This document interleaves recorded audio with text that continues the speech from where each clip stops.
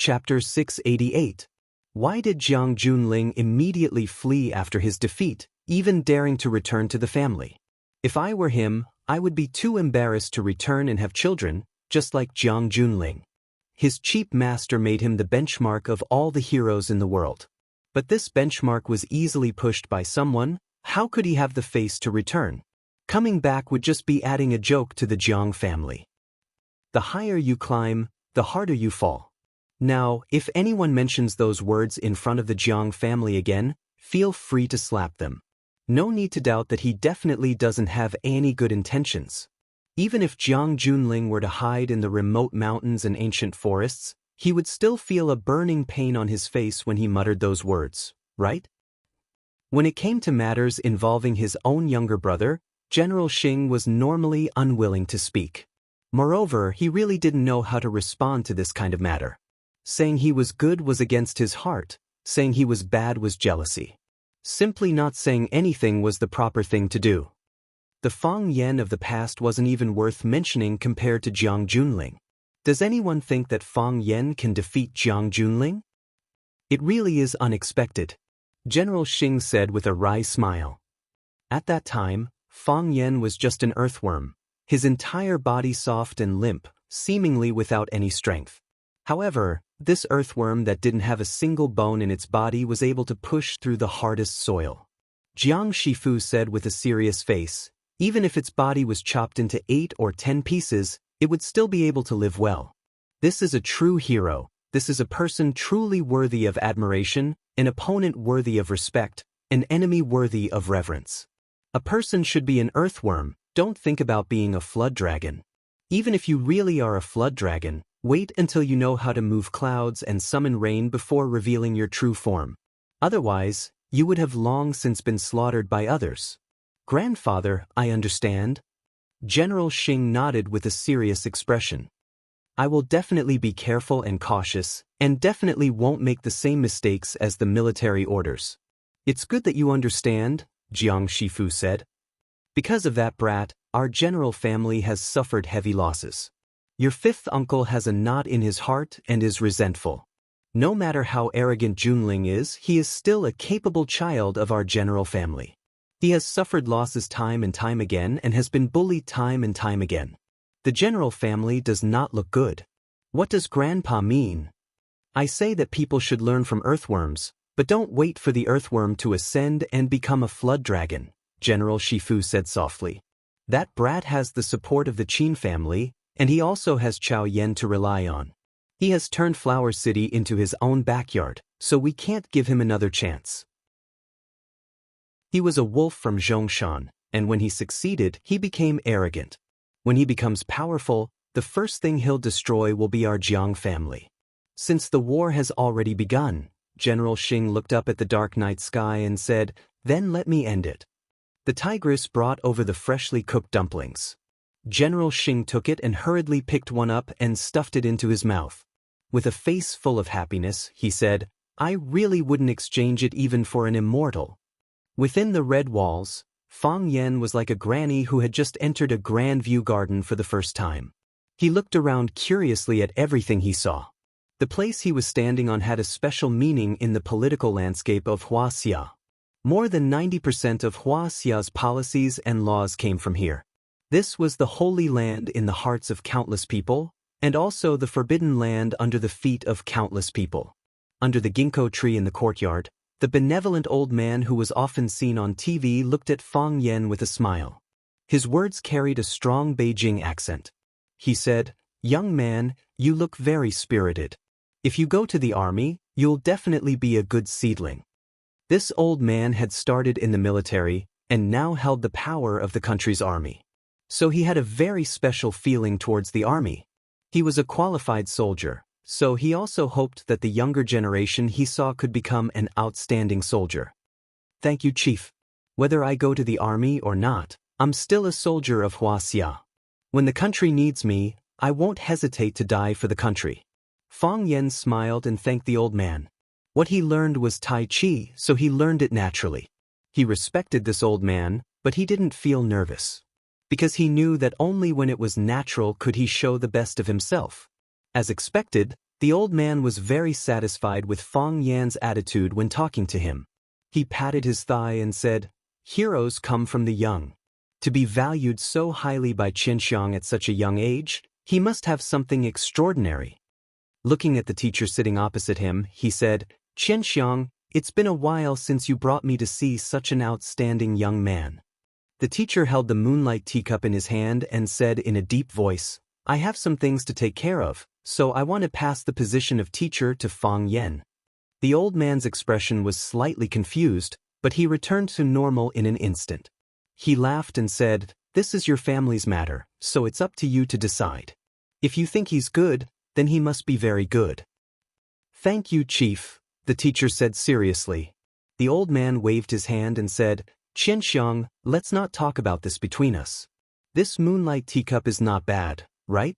You know that I've always liked collecting cups, and this moonlight teacup is my favorite among my many collections. Only when Qianxiang comes, I can't help but show it off to you. Usually, even I can't bear to drink tea with it. I'm afraid that I'll accidentally break one. No matter how precious something is, it will only have its value after it's used. What's the value of something that can't be used?" the teacher said with a smile. "You're too naive." The old man laughed and said, "That's true. But sometimes, even if you know you've made a mistake, you still don't want to correct it. Most of the time, we make mistakes in the name of love." "That makes a lot of sense," the teacher said. "I just made a big mistake in the name of love. Now, I'm taking this kid around to atone for my mistake." After chatting for more than 20 minutes, the secretary came over and whispered in the old man's ear that the prime minister of a certain country had arrived and was waiting in the conference room. The old man's time was counted by minutes and seconds. Every minute and every second was filled up over the course of a few days or even earlier. When he found out that the teacher had brought Fang Yan over, it was not easy for him to take such a long time to meet with them. The old man waved his hand to show that he understood. He looked at the teacher with a face full of guilt and said, "Qianxiang, I still have something to take care of today. When I'm completely free, I'll go to Swallow Dock and stay there for a few days. We'll drink and play chess and have a good time. Then I'll wait for you." The teacher also stood up and said, "Go to your work. We won't disturb you anymore." The old man nodded and looked at Fang Yan. "Fang Yan, I think we'll have many opportunities to meet in the future. Is that so? I want to come here every day to drink tea and ask for advice. But I know that's impossible. The chief is very busy every day, and he deals with military and national affairs," Fang Yan said with a smile. The old man looked at Fang Yan thoughtfully and said, "Meeting you is also dealing with military and national affairs. Fang Yan is very good. Keep in touch with Jianjun in the future." Jianjun was the old man's secretary, a middle-aged man who wore glasses. When Zhang Jianjun heard that the chief wanted to keep in touch with Fang Yan, he couldn't help but look at Fang Yan again.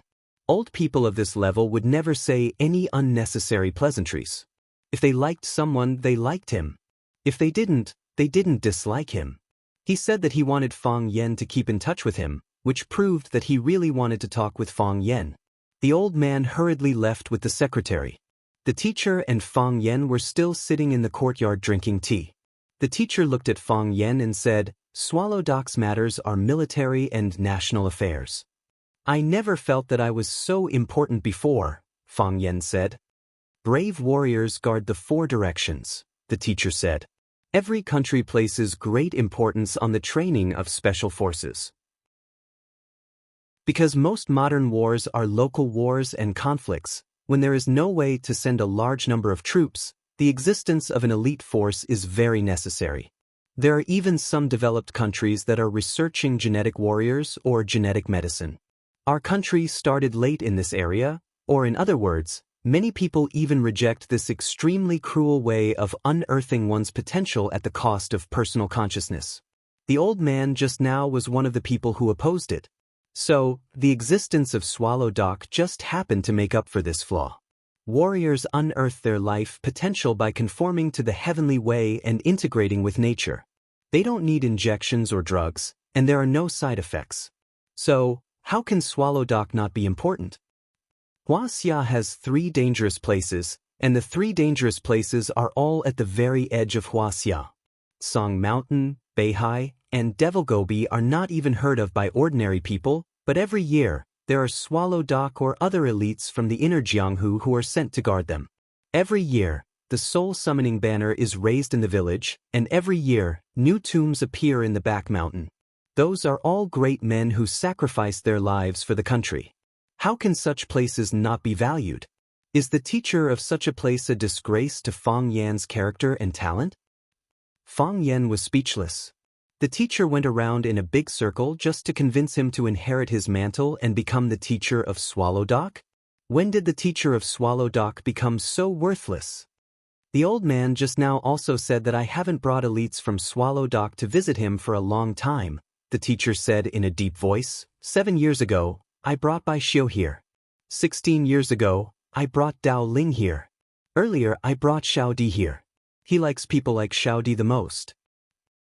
Fang Yan knew that Mo Light Enemy was very cool back then. But he still didn't expect Mo Light Enemy to be so cool. Even such a person loved him so much. What a pity, what a pity. Thinking of the old drunkard's current encounter, the hostility in Fang Yan's heart rose again. Wuxia Dragon God, there will be a day when we fight. The teacher glanced at Fang Yan and said, the chief told you to keep in touch with Jianjun, so you should keep in touch with him. When Bai Xiu came, did the chief say this? Fang Yan asked curiously. The teacher glanced at Fang Yan and said, no. Fang Yan grinned and said, I knew he didn't say it. Chapter 689. The teacher sighed softly and said, Bai Xiu just went the wrong way. Otherwise, he could be called a young talent. Among the younger generation, there are not many people who can compete with him. Fang Yan glanced at the teacher and said, I hope you don't mind what I said. Of course, even if you do mind, I still have to say it. Although you always put Bai Xiu on a high pedestal and said how powerful he was, I still killed him. Is this considered a counterattack by a nobody? What kind of nobody are you? You were born in the Fang family of Tai Chi. Your grandfather is a god of Red Wall, your father is a celebrity in the painting world, your mother was born in a family of scholars, and your grandfather is the prime minister of the academic world.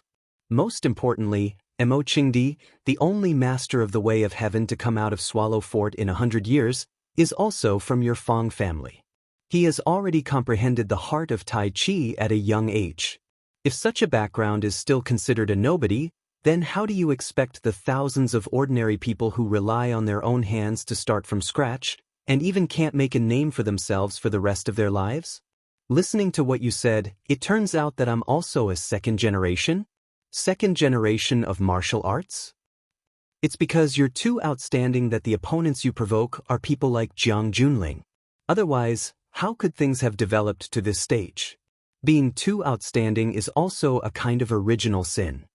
Fang Yan shook his head helplessly. Whether it's Bai Xiu or Jiang Junling, they're both enemies because I'm too outstanding. But, can you blame me for that?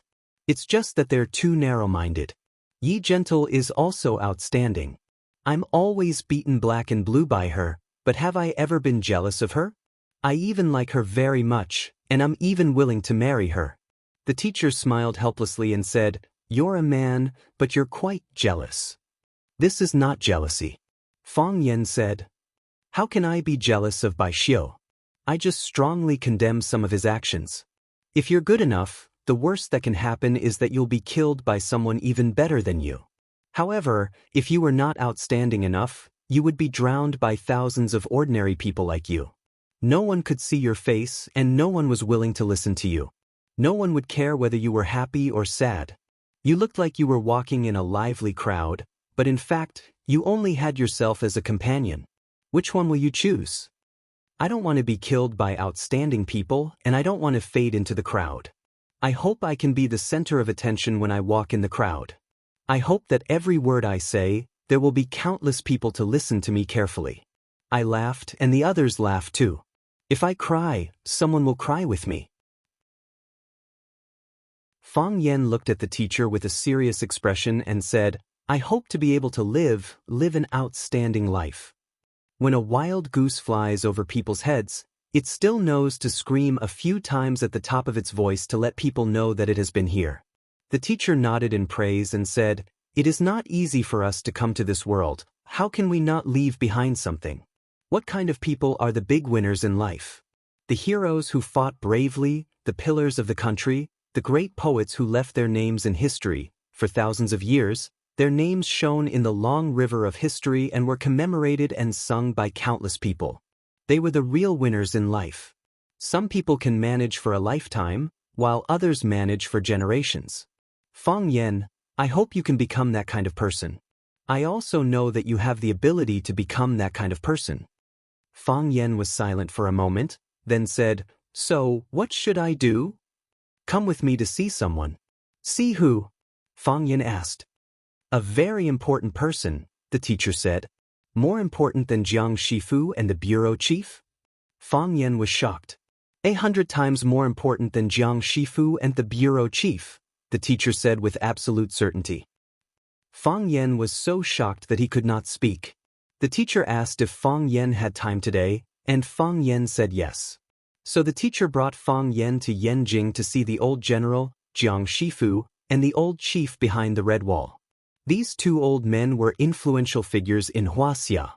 One could stir up the economy of a country with a stomp of his foot, and the other could mobilize millions of lions with a word. Especially the latter one, he had a decisive position on the map of the entire world. But the teacher said that he was going to bring Fang Yan to see someone 100 times more important than them. What kind of person was that? Fang Yan's face was flushed, and his body trembled slightly. He knew that the teacher had a very deep network of connections, but he did not expect that he could follow behind him and see all the heroes in Yanjing. Out of the red wall, across the moat, through the black tortoise gate, turned right on Chang and Street, and entered the old Huimin Street. After passing a dozen shops, the teacher stopped in front of a small noodle shop. Fang Yan looked up and asked, "Is this the place?" "This is the place," the teacher said with a nod. In order to prove that he did not lie to Fang Yan, he pushed the door open and walked in. Fang Yan looked up again at the name of the noodle shop, a bowl of mixed sauce noodles. Only then did he push the door open hesitantly and walk in. The teacher had already found a seat and called out, "2 bowls of mixed sauce noodles." Fang Yan sat across from the teacher and said, "Teacher, where is the big shot you mentioned?" "Right here," the teacher said. Fang Yan looked around at the simple facilities of the noodle shop and said, "Why is the big shot here?" "The chef of this noodle shop is a big shot." "He is a hidden master?" Fang Yan asked with wide eyes, his face full of expectation. "The mixed sauce noodles he makes are very delicious," the teacher said. Fang Yan wanted to jump up and curse. "These old guys, your humor is not humorous at all. I hate listening to your jokes the most. Who can be more important than the chef of mixed sauce noodles who can fill our stomachs and not starve to death?" The teacher saw Fang Yan's disappointed expression and said with a smile, "This mixed sauce noodles is the most authentic in Yanjing. Every time I come to Yanjing, I have to come here to eat. In the beginning, I could eat 3 bowls at a time. Later, I could only eat 2 bowls. Now, I can only eat 1 bowl." Fang Yan did not want to talk to him. No matter how delicious the mixed sauce noodles are, it is just a bowl of mixed sauce noodles. This old man is too much. If you want to eat something good, you can just tell me. I'll lead the way and I'll treat. Was there a need to be so secretive? The greater the hope, the greater the disappointment. Fang Yan was in a very bad mood now. "You're here." A crisp voice with a Beijing accent sounded beside his ear. Fang Yan looked up and saw a girl in a white dress walking towards them. The girl was young and immature. Her soft long hair draped over her shoulders and she wore a floral apron around her neck. She looked fresh and refined. The girl walked in front of Fang Yan and the teacher. She smiled at Fang Yan and said to the teacher, "Grandpa Long, do you want 2 bowls of mixed sauce noodles?" "Little Bai, didn't you go to school today?" "Grandpa Long, today is Sunday.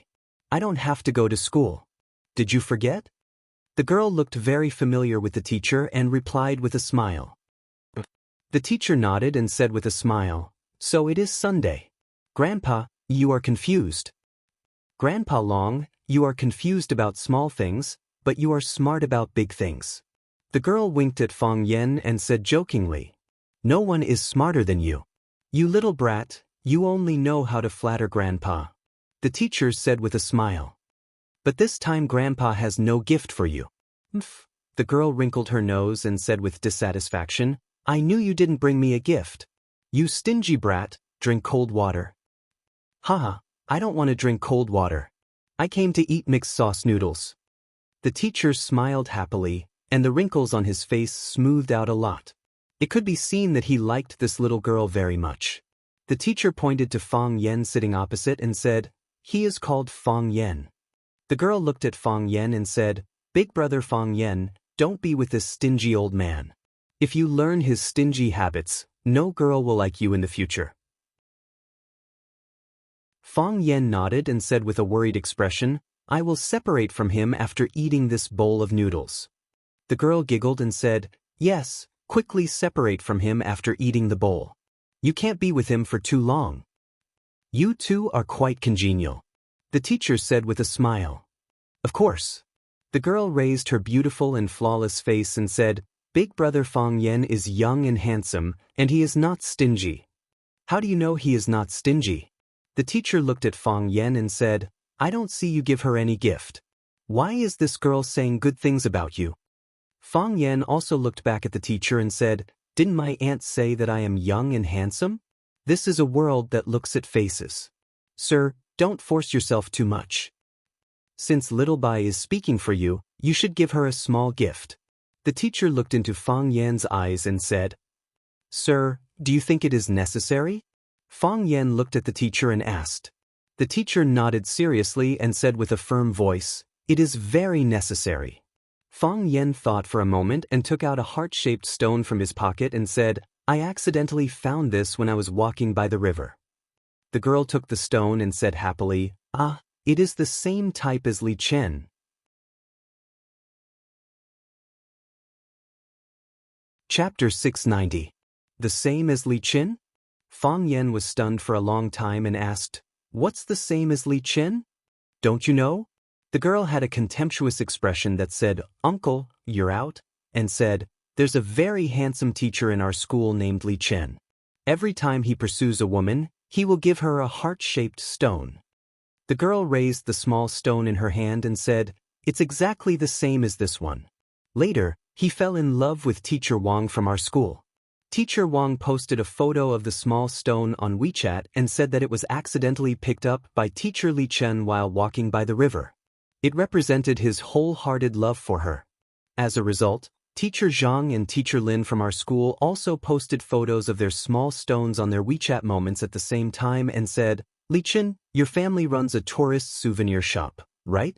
Later, we found out that Teacher Li Chen's family does run a souvenir shop. There are as many of these heart-shaped stones as you want. Nowadays, if the boys in our school pursue the girls they like, they will also buy one of these heart-shaped stones as a gift. It has become a trend. This is a very popular thing. "My piece is different from Li Chen's," Fang Yen said with a serious expression.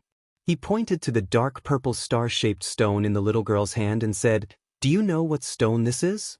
The little girl shook her head and said, "I don't know. Isn't it just a stone?" "This is a meteorite," Fang Yen said. "It's a meteorite that hasn't burned out outside of Earth. It deviates from its original orbit or quickly falls to Earth in pieces. The meteors we often see are these large stones that are burning and finally disappear completely, or a small piece falls on Earth. A meteor that hasn't burned out isn't rare, but it's extremely rare for it to turn into such a heart shape after burning. Don't you think this stone is much heavier than a small stone of the same size?" The girl rubbed the heart-shaped stone in her palm and looked at Fang Yen with admiration. She said, "Brother Fang Yen, you're amazing. I also found it by accident. I thought it was quite interesting, so I kept it," Fang Yen said with a smile. Fang Yen didn't find this stone by the river.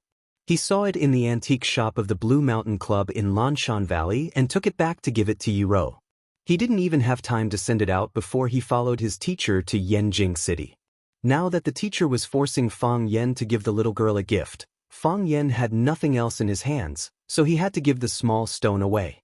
Anyway, it wasn't something too rare. If he wanted it, he could just ask Lan Shanggu and the others to help him find it. If he couldn't find it, he would just polish it. Such a small problem wouldn't stump a smart person like Lan Shanggu. If Teacher Li Chen told such a story like you, Teacher Zhang and Teacher Lin would definitely not be angry, right? It turns out that the stone isn't important. What's important is how you spin the story around the stone. Fang Yan was drinking tea and he almost spat out the tea in his mouth. The teacher was amused by the little girl's words and laughed. Looking at the embarrassed Fang Yan, he said, "You're one of the few sharp-tongued people in Swallow Dock. Usually, no one can make you suffer. How about it? Did you meet an expert today?" "I was talking to her seriously, but she misunderstood me," Fang Yan said with a wry smile. The little girl bowed slightly to Fang Yan. The V-neck of her white cotton dress hung low, revealing the girl's small chest that was like a baby pigeon. She smiled at Fang Yan and said, "Brother Fang Yan, I'm joking with you. Thank you for your gift. I know that this stone is different from Teacher Li Chen's stone. This is a meteor, a heart-shaped stone that heaven gave me." The teacher waved his hand and said, "All right, girl, go in and serve us the noodles. Help us put more marinade. Your grandfather always puts too little. It's too stingy." The girl made a face at the man and ran in with a smile on her face. The teacher retracted his gaze and looked at Fang Yan and said, "Her name is Bai Jie, Bai Xiu's sister." "I guessed it," said Fang Yan. "There aren't many people with the surname Bai to begin with, and it's even rarer for you to specially bring them here." "Fang Yan, I've never underestimated your wisdom. It's precisely because of this that I specially brought you here to take a look. This is Bai Xiu's home. Their family runs a noodle shop. It's because I like eating their noodles that I discovered Bai Xiu, the little fellow. After that, I brought Bai Xiu to Swallow Fort and made him stay by my side." Mr. looked at Fang Yan with a serious expression and said, "You saw it just now. Bai Xiu's sister is an ordinary person. She doesn't have any schemes and doesn't know any martial arts. Her grandfather is a master of braising, and her father is a master of making wheaten food. Their family has been running a noodle shop for generations. The most delicious noodle they make is mixed paste noodles. You'll know when you try it later." Fang Yan stared at the teacher with sharp eyes and said, "Are you afraid that I'll take revenge on these ordinary people?" "Fang Yan, I can feel the hostility in your heart. It's so strong that even I'm shocked. I know that Bai Xiu has wronged you. Bai Xiu killed your father and tried to kill you. Now Bai Xiu is dead, but the resentment in your heart hasn't completely dissipated. You're still thinking about revenge and killing people. I know that if you have the heart, you'll find this place sooner or later. With your scheming methods, you can destroy this family with just a move of your finger." The teacher said in a heavy voice, "From my point of view, I can't make you stop, and I don't want to talk nonsense about revenge. I brought you here to let you see it with your own eyes. I want you to rest assured that this family can't hurt you. They can never hurt you." Fang Yan's face was so gloomy that water could almost be wrung out. He looked at the teacher and said, "Do you think I'm that kind of person?" The teacher was silent and didn't answer. "Do you think I can do that kind of thing?" The teacher was still silent. "Do you think I'll do anything to these ordinary people who don't have the strength to truss a chicken?" The teacher acted as if he didn't hear Fang Yan's question. "The noodles are here." The little girl, Bai Jie, came over with 2 big bowls of mixed sauce noodles on a tray. She placed the bowls in front of the teacher and Fang Yan, and then put cucumber strips and marinated sauce bowls in front of them. She said with a smile, "Be careful with mixing. Don't splash it on your clothes." The little girl liked to smile very much. Every time she said a word, she habitually showed 2 small dimples on her cheeks. She was a slim and graceful young lady, and when she smiled, it was as if she had her own little son. Every time she looked at her, there was a feeling of radiance in all directions. After she placed the bowls of noodles, she looked at Fang Yan and said, "Brother Fang Yan, let me help you mix the noodles?" Only then did Fang Yan stop looking at or confronting the teacher. He turned his head to look at the little girl and said, "Thank you, Bai Jie. I can do it myself." "Ah, how do you know my name?" The little girl's white and tender face instantly turned red. She stared at the teacher with dissatisfaction and said, "Grandpa Long, did you tell him?" The teacher lowered his head to eat the noodles and said, "He gave Lu Xing to you, and he still doesn't know your name. Isn't that impolite?" "Then I should say it," the little girl said with a red face. "You say it next time." The teacher said, "You have already said it. What else can I say?" "Really?" The little girl was a little angry. The teacher pushed the bowl of noodles in front of Bai Jie and said, "Come, mix the noodles for Grandpa. If you eat it yourself, I don't want to mix it for you." The little girl stuck out her small chest and said proudly. The teacher shook his head and took back his bowl of noodles.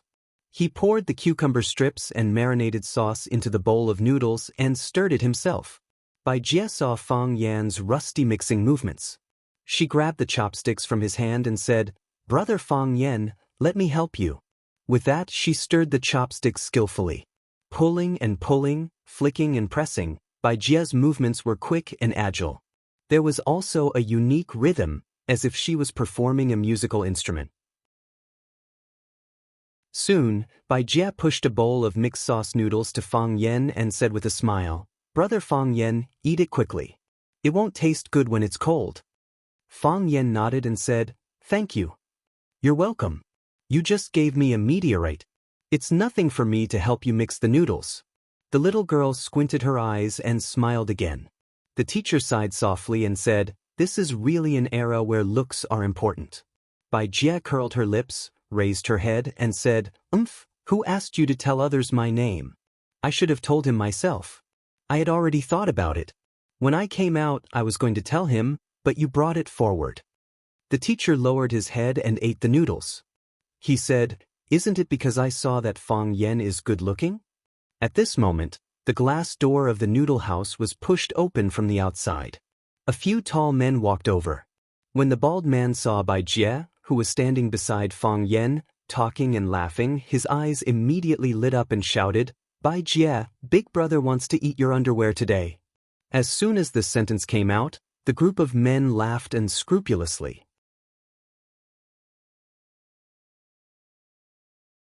Chapter 691. The bald man laughed arrogantly. He was very proud of his classic line. If he could, he really wanted to have a loudspeaker in his hand so that the whole street could hear the joke he unintentionally said. What a humorous and witty line. It was tens of thousands of times better than those written by novelists. The men who had followed him in laughed heartily, but there was also a hint of malice in their laughter. Regardless of whether he really thought that his words were interesting, or that he was vulgar or obscene, he still had to take care of his face. After all, he had to pay the bill every time he ate, so he had to give something in return, right? "Brother Jiangwo, do you want to eat Little Miss Bai Jie's lower body? Or, do you want to eat Little Miss Bai Jie's lower body?" A man with shoulder-length hair blinked his wretched eyes and said with a smile, "Lin Hai, aren't you asking the obvious? Brother Jiangwo, of course, wants to eat Little Miss Bai Jie's lower body." "No, it's Little Miss Bai Jie's lower body." A big man in a gray robe with a string of starry moon bodhi hanging around his neck laughed and said, he looked exactly like a swindler on the street who pulled young girls and young wives to sell amulets. Isn't that the same meaning? What's the difference between Bai Jie's lower body and Bai Jie's lower body? Can't they all be eaten? They should also be delicious, right? In the middle of the crowd, an enchanting pretty boy said in a coquettish voice while holding an orchid root, "Bai Jie is so beautiful, I'm also willing to eat." Bai Jie seemed to know these people. Her face was ruddy, her cheeks puffed up, and her eyes stared at the bald man with murderous intent. She said, "Kong Zhengmo, don't talk nonsense. Who wants to eat your lower body? Don't even think about it. Go away, don't enter my shop." Hearing Bai Jie's answer, Kong Zhengmo became more energetic and strode toward Bai Jie. His huge body stood in front of the thin Bai Jie like a big grizzly bear coveting a little white rabbit.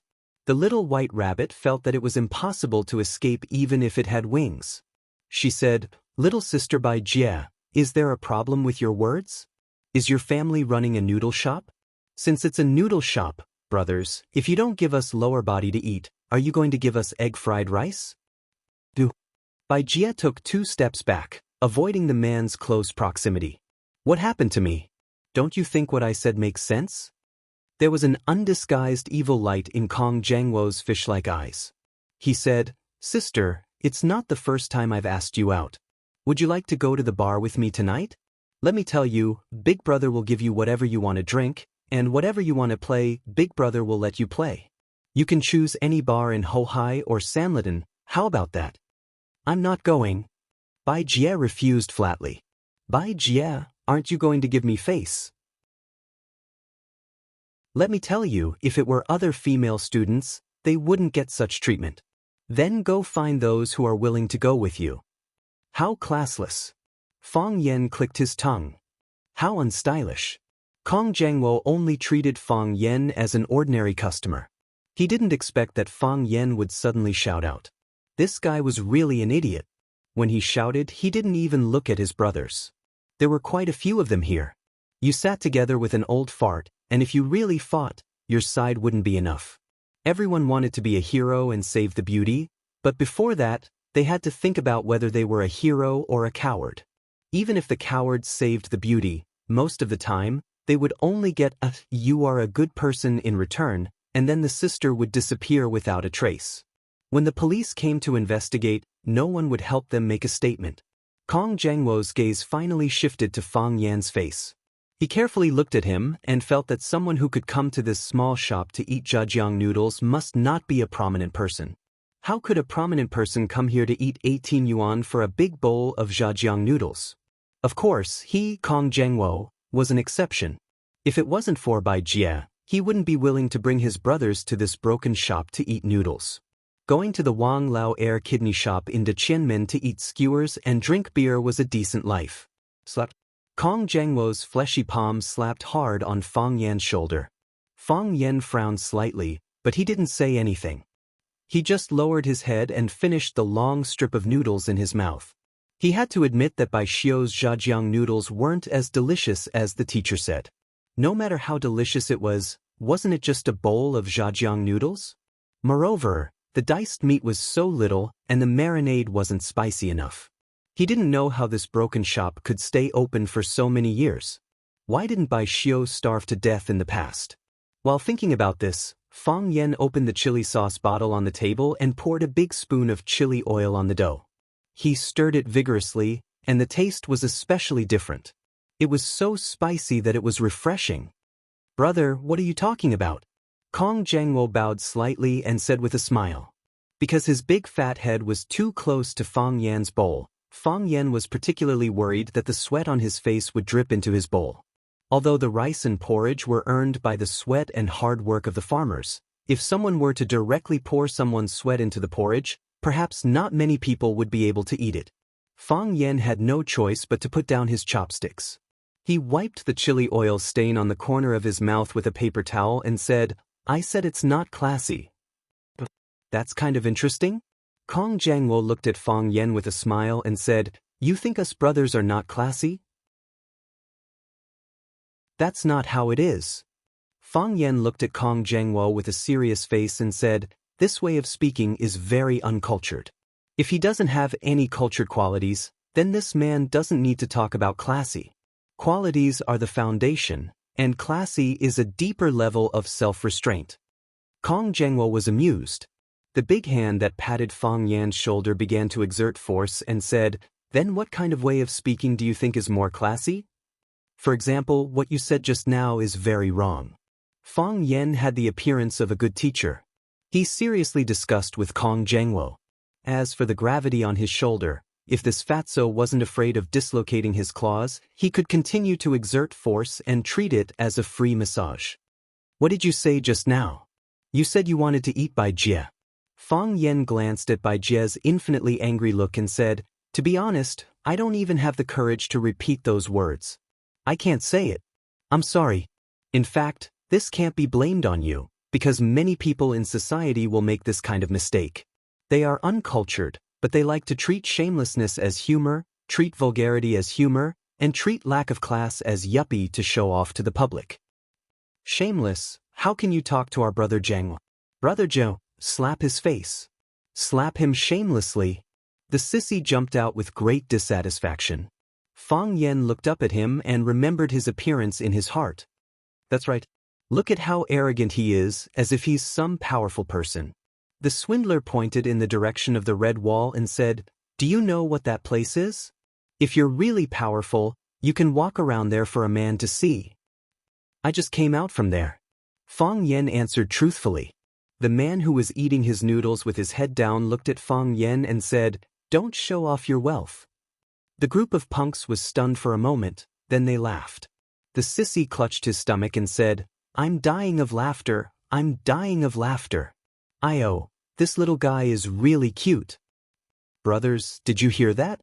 He said that they just walked around there. Do you believe him? Whether you believe it or not, I believe it anyway. This guy, this time we kicked an iron plate. Ha, I'm dying of laughter. We really had to go there." Fang Yen explained with some unwillingness. He was indeed a powerful person, and they really kicked an iron plate. Why didn't they want to believe his judgment? Kong Jiangwo's face was gloomy, and the hand that patted Fang Yan's shoulder became more forceful.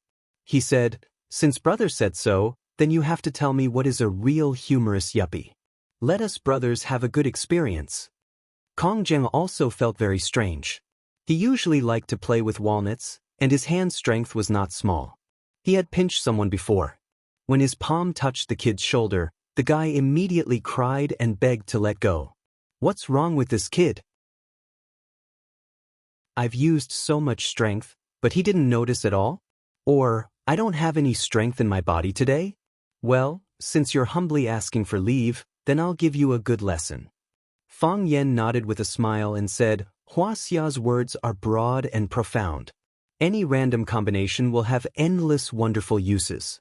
For example, let's use the phrase, 'the goddess's lower part is a little salty,' as an example." Bai Jie's face was frosty. She angrily stomped her feet and said, "Big brother Fang Yen, how can you say that?" "Oh, I'm not talking about you." Fang Yen quickly explained, "I'm talking about the goddess. You can just treat the goddess as another woman." Fang Yen looked at Kong Jiangwo's friends and asked in a professional and responsible tone of a teacher, "Think about it, how many layers of meaning does this sentence mean?" "2. The sissy raised his hand and answered. "The first layer means that the goddess's lower part is a little salty. The other layer, hee, I'm embarrassed to say it. Anyway, you guys can think about it yourself."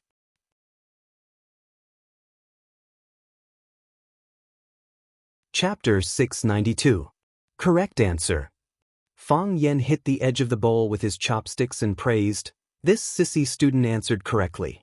The goddess's lower part is a little salty." This sentence literally has two meanings. We can simply misunderstand that he is evaluating the goddess's noodles with too much salt. Of course, it can also be very unhealthy to think in another direction. So, it depends on the relationship between the receiver and the speaker. If the receiver and the speaker are ordinary friends, then it is an evaluation of the noodles. Even if the receiver is very dissatisfied with the sentence, because there is another meaning to cover it up, it will also make people feel that it is harmless. If the two people are ambiguous or in a relationship, then it can be extended in another direction, that is, it will increase the interaction between the two people, and also increase the interest, Erotic but not obscene, interesting but not obscene, this is the charm of language. To evaluate a man's charm, it is not whether he has told pornographic jokes in front of others, but if he tells a pornographic joke, everyone thinks he is funny and meaningful, and everyone likes him very much. Fang Yen glanced at Kong Jiangwo and said, "You went straight to the point, saying that you want to eat the goddess's lower part. You have blocked your way out. You are naked and do not hide your lustful shamelessness and restless desire in your body." The disadvantages of this kind of expression are, first, it proves that you are a hooligan. Second, it proves that you are an uncultured hooligan. Third, girls will never go to a bar with this kind of uncultured and unclassy hooligan. I'm talking about good girls. If you throw out 1,000,000, there will still be a lot of bad women who are willing to be inhuman for you. Everyone looked at Fang Yen with wide eyes, as if they were looking at a dinosaur from Jurassic World. This guy doesn't want to live, right? Kong Zhengwo's friends thought. This guy definitely doesn't want to live. Kong Zhengwo thought. Brother Fang Yan is so interesting. Bai Jie's annoyance turned into a blush, and she looked at Fang Yan without blinking. This kid. The man raised his head to look at Fang Yan for a while, and then lowered his head to eat his noodles. For an old man like him, there really weren't many things in this world that could surprise him. Even when his disciple Bai Xiu was killed by Fang Yan, he only sat there in a daze for a while before understanding many things. Brother Zhengwo. Sissy couldn't help but remind Kong Zhengwo when he saw him standing there in a daze. Why don't you say something? Scold whatever you want, and do whatever you want, we will help you. Don't stifle yourself to death. Kong Zhengwo was indeed about to be suffocated by Fang Yan's words. He was angry. He was furious. He felt that he had lost face. It wasn't easy for him to say such a humorous sentence. In order to leave a deep impression on Bai Jie, he thought about his first line for 3 days and 3 nights. How could it be criticized by this kid as worthless? Not only was it worthless, but he also said that he was a hooligan. Yes, he was indeed a hooligan. He didn't deny this. There was nothing wrong with being a hooligan. There was beer to drink, skewers to eat, no need to clock in every day, and no need to be pressured by the boss. However, saying that he was an uncultured hooligan was a slap in the face. Who's uncultured? Who's uncultured? I don't King have anything else but culture. Kong Zhengwo's face turned from white to black, from black to purple, and finally from purple to crimson. His expression was ferocious, and his eyes were fierce. He clenched his big hand on Fang Yan's shoulder and said while gritting his teeth, "You said that I'm uncultured, you said that I have no style. I want to see if you have any culture, if you have any style. When we fight later, don't cry." Bai Jie was anxious and shouted, "Kong Zheng, let go of me. If you don't stop, I will call the police." Then call the police. Who do you think the police will help when they come? Kong Zhengwo suddenly turned around and looked at Bai Jie like a vicious dog. He scolded, "Little bitch, sooner or later, I will force myself on you." A person's lack of culture and style would also be reflected in this aspect. He would turn hostile whenever he wanted. Because he had no faith in his heart, he didn't care about credibility. Except for the fear of violence, everything else was bullshit to him. They could be trampled and violated. Bai Jie wasn't used to this kind of dialogue. She opened her mouth, but she didn't know what more powerful words to refute Kong Zhengwo. He could scold her as a little bitch and say things like, "Sooner or later, I will force myself on you." However, she couldn't scold Kong Zhengwo as a big bitch and, "Sooner or later, I will force myself on you." If she really scolded him like that, Kong Zhengwo should be happy, right? In terms of scolding, women were born weak. The man raised his eyebrows slightly. He didn't think it was a big deal. He didn't even put Kong Zhengwo and the other little trash in his eyes. However, he didn't like others scolding Bai Jie. Because he really liked this little girl who always acted coquettishly or sulked at him. He treated this girl like his own granddaughter. This kind of feeling was even deeper than his feelings for Bai Xiu. He hoped that Bai Xiu could become a talent, could become a teacher of Swallow Dock, and could become a pillar of the country. However, when facing Bai Jie, he had no hope. He only hoped that she could be happy. Therefore, he raised his head and looked at Fang Yan again. What he meant was, "Kid, don't quarrel when you can fight." "It's okay." Fang Yan looked at Bai Jie, whose face was red and eyes were filled with tears of grievance, and comforted her with a smile. "Don't be fooled by this guy's fat head and big ears. In fact, his body doesn't have much strength at all. His hand was on my shoulder for a long time, but he was actually massaging me." Hearing Fang Yan's words, Bai Jie's tears turned into a smile. She reminded him, "Be careful." The others weren't happy. The pretty boy looked at Fang Yan with jealousy and said in a resentful voice, "Brother Zhengwo, can you use more strength? Don't tell me you've fallen in love with this pretty boy? Look, he has a sharp tongue and doesn't know how to serve people at all. He's not worthy of you at all. Zhengwo, if you don't have strength, let me help you." The swindler in a Daoist robe said aloud. They all knew Kong Zhengwo's strength. Kong Zhengwo used so much strength for a long time, but the kid didn't even kneel down and beg for mercy. He didn't even show an expression of discomfort. Wasn't the truth in front of them? Kong Zhengwo threw the match. Seek your grandma. Kong Zhengwo couldn't stand Fang Yan's sarcasm, and he didn't want to be looked down by his companions. He grabbed Fang Yan's shoulder with one hand, holding him so that he couldn't get up or struggle. His other hand clenched into a fist and smashed fiercely towards Fang Yan's head. The wind from the fist blew. Bai Jie was so scared that she closed her eyes. Silence. Dead silence. Bai Jie opened her eyes in confusion and found that Kong Zhengwo's fist was caught in Fang Yan's palm. Bai Jie's small mouth turned into an O shape as she looked at everything that happened in front of her in astonishment. Big brother Fang Yan, you look very powerful. Fang Yan looked at Kong Zhengwo's fat face in front of him and said with a smile, can't you use a little more strength? Bah! Kong Zhengwo spat at Fang Yan's bowl of noodles. Fang Yan stared at this scene with his eyes wide open. He didn't have time to stop it, nor did he think about intercepting it. He really couldn't understand, how could a righteous hooligan do such a disgusting thing? You're really… Fang Yan weighed the words in his heart and said, a pile of stinking mud. Fang Yan grabbed Kong Zhengwo's wrist and began to exert force. Kong Zhengwo once again heard his fingers cracking. His expression became hideous and distorted again, and large beads of sweat began to drip from his forehead. Let go! Kong Zhengwo endured the pain in his hand and put on an expression that he could completely endure it. This was a move he learned from Fang Yan. He said calmly, let go. Of course, Fang Yan wouldn't let go. You bullied Bai Xiu's sister. Although I feel a little uncomfortable, I also feel a little happy. Who asked her to be Bai Xiu's sister? But you spat in my bowl, this is unacceptable. Fang Yan continued to exert force, and Kong Zhengwo's hand continued to make cracking sounds. But this time, it was not as clear as before. All that could be heard were intermittent muffled sounds, as if the bones deep in the flesh were bursting. Let go! Kong Zhengwo couldn't hold it anymore. He was not only sweating, but also crying. Kong Zhengwo, who had just said to Fang Yan, don't cry later, was crying. He was sobbing and looked heartbroken.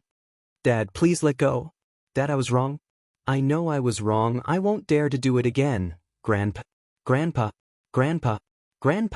Kong Zhengwo didn't continue to call Fang Yan ancestor, because as he spoke, his body began to tremble.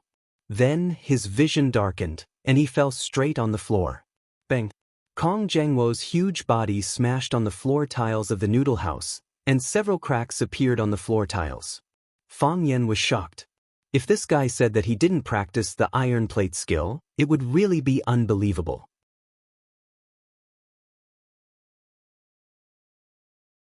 Chapter 693. Kong Zhengwo's fist had become a fist, and it would always be a fist. The bones in his palm had been deformed by Fang Yan. Even the most brilliant surgeon would not be able to restore his fist. It was precisely because of this that he simply died from the pain. Towards bad people, Fang Yan was indeed not as kind and benevolent as he appeared to be. Kong Zhengwo fell to the ground unconscious. Kong Zhengwo's companions were all shocked. The sissy ran over and shook Kong Zhengwo's body with all his might. His voice was shrill as he shouted, Brother Zhengwo. He raised his head to look at Fang Yan. With a fierce expression he roared, Brother Zhengwo is dead. I don't want to live anymore. I want to fight you to the death. He waved his claws and pounced toward the direction where Fang Yan was sitting. Bang! Fang Yan kicked him, and the sissy's body rolled non-stop in the noodle shop. Crack, crack. His body crashed into the leg of another table. Perhaps it was because Fang Yan used too much force, or perhaps it was because the table leg had not been maintained for a long time. With a kacha sound, the table leg broke into two. Crash! The bottles of soy sauce, vinegar, chili sauce and other condiments on the table all fell down, hitting the sissy's face and body. His eyes were splashed by the chili sauce and he desperately rubbed them with both hands while screaming like a pig being butchered. The moment he rubbed them, the sound of his screams became even more unbearable to listen to. Fang Yan stared at him coldly and said, I'll remember you. Just now, you asked your brother Zhengwo to slap my face. Slap me shamelessly. At that time, I was thinking of slapping you shamelessly. In the end, Fang Yan did not slap the sissy's face. Because the sissy's face was covered with condiments, he had no way to do it. The Jianghu doctor turned around and wanted to run.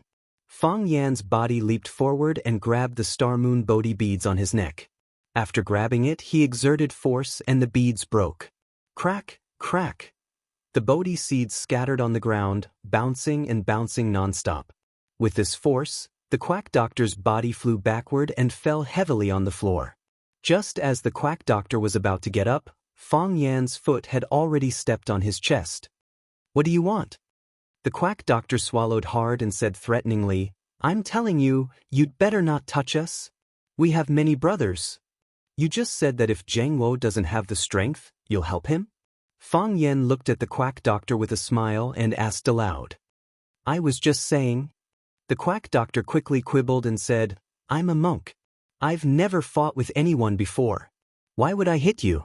I was just joking with you. Fang Yan frowned and said, my two masters are also monks. He saved my life. Then we're a family. The quack doctor was happy and quickly tried to get close to him. If they know that there's a scum like you among the monks, they'll definitely take care of you personally. Fang Yan said, I want to discuss something with you. Can you not wear a Daoist robe when you go out in the future? It's fine if you wear a Daoist robe, but you also wear a string of Bodhi beads. Your appearance is too ugly and your taste is too low. It will lower the overall appearance and aesthetic taste of our Dao sect. No problem. No problem. I won't wear it in the future. I definitely won't wear it. The quack doctor quickly agreed. Not to mention that he didn't wear a Daoist robe. Even if Fang Yan asked him not to wear clothes in the future, he wouldn't refuse at this time. You agreed so readily. It's obviously perfunctory. Fang Yan said. I hate it when people are perfunctory. His toes twisted in the middle of the quack doctor's chest, and then two of the quack doctor's ribs were broken. He was lying on the floor like a dead fish. There were many questions that he didn't understand. The others wanted to escape, but Fang Yan shouted, Come back. So, everyone stopped at the door and didn't dare to move. Are you going to leave like this? Fang Yan asked coldly. Plop, the long-haired little gangster knelt on the ground, kowtowed, and begged for mercy, saying, Grand, we were wrong. We kicked an iron plate this time. Please forgive us, please, we won't dare to do it again. Then he kowtowed to Bai Jie and said, Miss Bai Jie, please help us. We owe you a favor. We won't dare to harass you again. If you have any difficulties, just say it to us. Bai Jie bit her lower lip and didn't speak up for this group of gangsters. Two more people knelt down. They didn't want to have their bones broken like Kong Zhangwo and the quack doctor. There were also two guys who had the spirit of not kneeling down and kowtowing even if their heads were broken and their blood flowed. Although they were full of fear for Fang Yan's means, they still stood proudly. Their calves were shaking nonstop. Whoever threw the trash can take it away.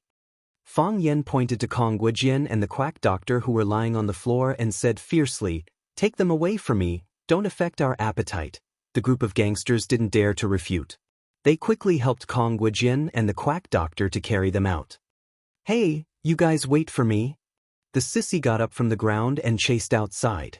Opposite the bowl of Zhejiang Noodles restaurant was a dilapidated tea house. On the second floor, near the window, a man wearing a baseball cap saw the ruffians fleeing in panic. He took out 100 yuan and placed it on the table.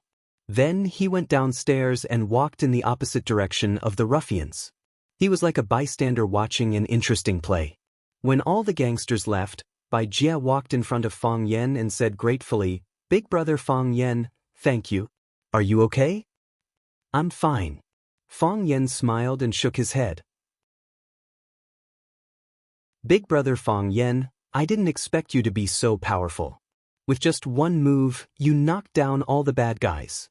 The little girl confirmed that Fang Yan was really fine and became happy again. She said, Kong Zhengwo and the others are too bad. Relying on their connections, they usually swagger around on this street. Before this, they came several times. Every time, they wanted to make a move on people. So annoying, they won't come looking for you in the future. Fang Yan said with a smile. The little girl nodded seriously and said, Big brother Fang Yan taught them a lesson today. They won't dare to come again in the future. Knowing that Fang Yan's bowl of noodles was spat on by Jie said, Big brother Fang Yan, I'll ask Grandpa to make another bowl of zhejiang noodles for you. Don't eat this bowl. Let's go. I'll take you to the backyard to wash your hands. Fang Yan nodded and followed by Jie to the backyard. While the teacher was eating the noodles, an old man with an apron around his neck sat opposite the teacher. Bai Xiu was killed by this kid? The old man asked in a deep voice. His face was as black as iron. There was no expression of sadness or joy on his face. His name is Fang Yan. The teacher put down the chopsticks in his hand, sighed softly, and said, like Bai Xiu, he is the most outstanding young man in Swallow Fort. What a pity. Just now, I thought of poisoning the bowl of noodles. The old man said. The teacher nodded and said, I know. I also had this worry, so after the noodles came, I tasted them first. That kid was brought by me. Even if there was poison, I had to taste the poison for him first. I've eaten your zhejiang noodles for decades. If there's any strange smell, I can easily tell. You can't fool me. I knew you would taste the poison for him, so I held back and didn't poison it. The old man said. I don't blame him. But I just want him to die. What happens after he dies? The teacher's expression was calm, as if everyone was discussing a very insignificant matter. What happens after he dies? Will there be anyone from your Bai family who can survive? You know Bai Xiu's ability. Even he couldn't touch Fang Yan. Bai Xiu was killed by him. You can imagine what kind of scheming methods this kid has. I brought him to see Jiang Shifu. I brought him to see the old chief. After thinking about it, I brought him to see you guys. Why did I bring him here? Because I'm afraid. Bai Xiu killed his father. If he wants to destroy your Bai family, then he can really destroy your Bai family. Bai Xiu is the only male in the Bai family. The old man said. He killed Bai Xiu, which is equivalent to destroying our Bai family. Silly. The teacher scolded in a low voice. What about Bai Jie? Isn't he a child of your Bai family? Besides, it's not easy to have a grandson. Quan Man and Shuzhen aren't that old. At worst, we can just have another child. These people aren't from your Bai family. Because of this idiot Bai Xiu, you're going to sacrifice all of their lives? The old man was scolded by the teacher and remained silent. Fortunately, you didn't poison the noodles just now. The teacher said, otherwise, your Bai family would really have no way to survive. You saw what happened just now. This kid doesn't hold back at all. He definitely won't give others a second chance. He's ruthless. Even you can't protect us? I'm old. The teacher raised his head and smiled bitterly. Shuanglong, we're all old. If you have time, go see the old chief. He's also old. He knows about Bai Xiu, but he didn't say a word. He praised Fang Yan, said that he's a good kid, and told him to keep in touch with Jianjun. He accepted Fang Yan and acknowledged Fang Yan. If there's no accident, Fang Yan is the teacher of Swallow Dock. The new teacher. Bai Xiu died in vain. The old man muttered to himself.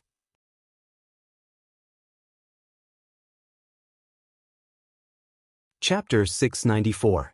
Bai Xiu died in vain, the teacher echoed. I have a son and a daughter-in-law. We can have more grandchildren. I have a granddaughter. At worst, I can let my grandson-in-law marry into our Bai family. I can always think of a way to carry on the family line. It doesn't matter. The old man rubbed the flour on his palms and said, but Bai Xiu can't die in vain. Bai Xiu already died in vain, the teacher said coldly. If you dare to do anything, I'll kill you first before Fang Yan does anything, so as not to harm my granddaughter. Then Bai Xiu can only die in vain? Big tears fell from the old man's eyes. How can he die in vain? What else can he do? Bai Xiu wanted to kill someone, but his skill was inferior. What else can he do? Why did I bring Fang Yan here? Do I really want to eat this bowl of noodles from your family? I want him to see with his own eyes what the Bai family has become. The Bai family is no longer a threat to him. We won't bring him any danger. I brought him here and let him see with his own eyes. It's countless times better than him coming here himself or sending people to find him. With me by his side, whatever he wants to do, he'll more or less consider this old man's feelings. If he comes here himself, if his friends come here, do you think the Bai family can survive? Things that can be solved with one sentence. Why did I force him to give little by a small gift? I was thinking if I should let them recognize a brother and sister. I just want him to have a good relationship with the Bai family. In the future, no matter what he does, he will think a little more, and he will also know how to hold back. Even if the Bai family is in trouble, he will still lend a hand. Fang Yan is a good child. If he wasn't forced into a corner, he wouldn't do anything to hurt people. Double Dragon, this is the best result. You can't ruin things in the middle. Bai Xiu died in vain. The old man sighed, got up, and walked towards the back of the kitchen. Another bowl of noodles, the teacher said. Zhajiang noodles without poison. The old man didn't say anything. The teacher put down his chopsticks and looked at the bowl of noodles in a daze. No one knew what he was thinking. This time, he could only eat half a bowl of Zhajiang noodles. After eating another bowl of Bai Xiu's fried paste noodles, Fang Yan and the teacher left together. Fang Yan wanted to pay the bill, but Bai Jie refused. Big brother Fang Yan, you gave me meteor and helped me so much. This bowl of noodles is on me. Bai Jie was so anxious that her face was red. She kept waving at Fang Yan, for fear that Fang Yan would put down the money in his hand. Fang Yan looked at her delicate and flawless face, nodded and said, "All right. Thank you, Bai Jie. Your family's Zhajiang noodles are very delicious." Bai Jie grinned, waved her hand and said, "It's what I should do. Brother Fang Yan, where do you usually live? Is it in Beijing?" Fang Yan looked at Bai Jie and asked, "What's the matter?" Bai Jie's expression was bashful as she said with some embarrassment, I think I can look for you if there's anything in the future. If those hoodlums come again, I can also ask you for help. Can you give me your cell number?" Fang Yan looked at the teacher, who nodded at him. Fang Yan had no choice but to say, "Sure." Bai Jie happily took out a white mobile phone from her pocket and said, "Big brother Fang Yan, what's your cell number? I'll call you." Fang Yan told her his cell number, and Bai Jie dialed it. Shortly after, the mobile phone in Fang Yan's pocket rang. "My name is Bai Jie." Bai Jie grinned and said, "Big brother Fang Yan, please remember my number." "That's right, I also have a brother named Bai Xiu. He's very handsome, but he rarely goes home. He's teaching in a village. I can introduce him to you in the future," Wang Yao said. "All right." Fang Yan nodded. He knew that Bai Jie shouldn't know the identity of her brother, nor her brother's situation at this time. If she knew that her brother, Bai Xiu, had been killed by him, she wouldn't call him Big Brother Fang Yan anymore, right? One day she would know. At that time, what kind of eyes would she look at him with? Fang Yan was really looking forward to it. "I think you two are the same kind of people. You can definitely be friends when you meet," Bai Jie said. Fang Yan smiled and said, "I hope so. If he really was friends with Bai Xiu, it would be a blessing. At least, in that case, his father wouldn't die. He would still be alive, still facing him with that cold and stiff face, saying some lessons that even he himself couldn't believe." Fang Yan and the teacher walked away, but Bai Jie still stood at the door and waved at them. Fang Yan turned around and looked. The little girl seemed to be frightened as she hurriedly turned around and ran back. Her head accidentally hit the glass door, causing her to scream in pain. Fang Yan laughed loudly, and his mood finally became a lot more relaxed. The teacher looked at the laughing Fang Yan, and a smile also appeared on the corner of his mouth. "You don't hate me? Hate you? Hate you for what?" Fang Yan asked aloud. "Bring you to the Bai family, bring you to meet Bai Xiu's family, and use my own way to forcibly change your will." The teacher said, "That's just anger, not hate you." Fang Yan thought for a moment, then looked at the teacher and said, "Moreover, I put myself in your shoes. If I were in your shoes, maybe I would do the same thing as you. People must know how to put themselves in other people's shoes. After putting yourself in other people's shoes, your mind will become a lot more open. Because many times, we can easily become another person. A person that we originally didn't like." The teacher sighed and said, it's best that you have this idea. He looked thoughtfully at Fang Yan's expression at this moment and said, "The Bai family almost poisoned the noodle bowl? I know." Fang Yan said, "How do you know? Don't you think it's too strange?" Fang Yan said with a smile, "As soon as you walked into the noodle house, Bai Jie came out to greet you, proving that you are a regular customer of the Bai family's noodle house. However, from beginning to end, except for Bai Jie, who was busy going back and forth in the Bai family noodle house, no one else came out. According to etiquette, when you came over, they should come out to greet you. In the end, those hooligans provoked and even said such shameless words, but no one from the Bai family stood up for Bai Jie. The reason why I didn't immediately make a move was because I wanted to wait and see how they would deal with this matter. In the end, until the end, I didn't see them appear. When things are abnormal, there must be a reason. At that time, I knew that they had the intention to kill in their hearts. The reason why they didn't want to come out to greet you, the reason why they didn't want to stand up to help Bai Jie, maybe there was only one reason. They wanted to kill. If they wanted to kill, they couldn't easily stand up. Because they knew who I was, they were worried that they would reveal their resentment when they saw me. They were worried that I would see through the means they were about to use. They knew that they couldn't beat me, so the best way to kill me was naturally to poison the noodle house. So, they dared not come out to see you or dared not come out to see me." The teacher was silent for a long time and said, "It's precisely because of this, because nothing can be hidden from you, so I told them not to provoke you. At this time, they had no ability to protect themselves. Only I sold my old face to support them." Fang Yan looked at the teacher and said, "Sir, there's one thing you're wrong about." "What's wrong?" "You don't know me well enough." Fang Yan said, "For example?" "Many people think that Bai Xiu and I are the same kind of person, and Bai Jie also thinks that I am the same kind of person as her brother, but I am not the same kind of person as him. My nature is good, and my heart is peace-loving. I won't harm people's lives and break up their families because of interests or other trivial things. I want everyone to live and live well. I know that every debt has a debtor. Bai Xiu killed my father, so I have to kill Bai Xiu. No matter what, I have to kill Bai Xiu. No matter who interceded in the middle, I have to kill Bai Xiu. But I won't kill his parents and family just because he killed my father. If I did that, I would become another Bai Xiu. Speaking of which, I suffered a big loss. If someone said that they would kill your family, they would kill your family, but you could only find the real murderer to take revenge. But aren't good people often at a disadvantage? If no one was willing to suffer a loss, if someone scolded you, you would scold that person's entire family. If someone accidentally hit your family with a car, you would hit that person's entire family. If someone hurt your family, you would kill that person's entire family.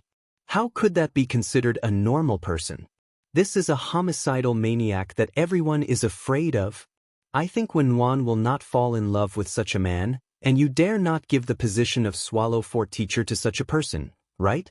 Fang Yan looked at the teacher, looked at his old face, and said in a deep voice, "How can there be real revenge in this world? At most, it's just revenge. The victim always suffers more. Because if there is a choice, most people hope that nothing has happened, and that the people they care about the most are still living happily and healthily."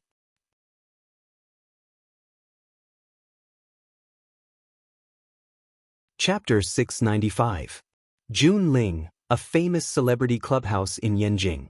The clubhouse was founded by Hua Xia's piano goddess, Li Junling, with an actual usable area of 3,000 square meters. The clubhouse was divided into 4 areas, designed according to the 4 themes of Scotch whiskey, red wine, Japanese food, and cocktails. On the side of the bar in the cocktail area, there was a performance stage with advanced sound equipment. On it was a Steinway ruby and ebony piano worth 1.5 million. Li Junling, the piano goddess, would also hold small concerts here from time to time. After the performance, there was no need for any post-processing, and it could be directly recorded into a CD. In addition, in the hotel next to it, there were also supporting facilities such as a spa and a gym, fully satisfying the various needs of the rich for enjoyment and privacy. Of course, it was not easy to enter here. Not only did one need to have a certain status, but they also needed to pay hundreds of thousands of membership fees every year. Fang Yan stood at the entrance of Junling Clubhouse. A handsome greeter in a black suit immediately came over and said respectfully, "Sir, how can I help you?" Fang Yan looked at him in surprise and said, "You don't look down on me?" Fang Yan had read a lot of novels. In the novels, when the hero dressed like a loser went to a more luxurious place, he would always encounter all kinds of contempt from the security guards or greeters at the door. Fang Yan was also dressed very ordinarily today.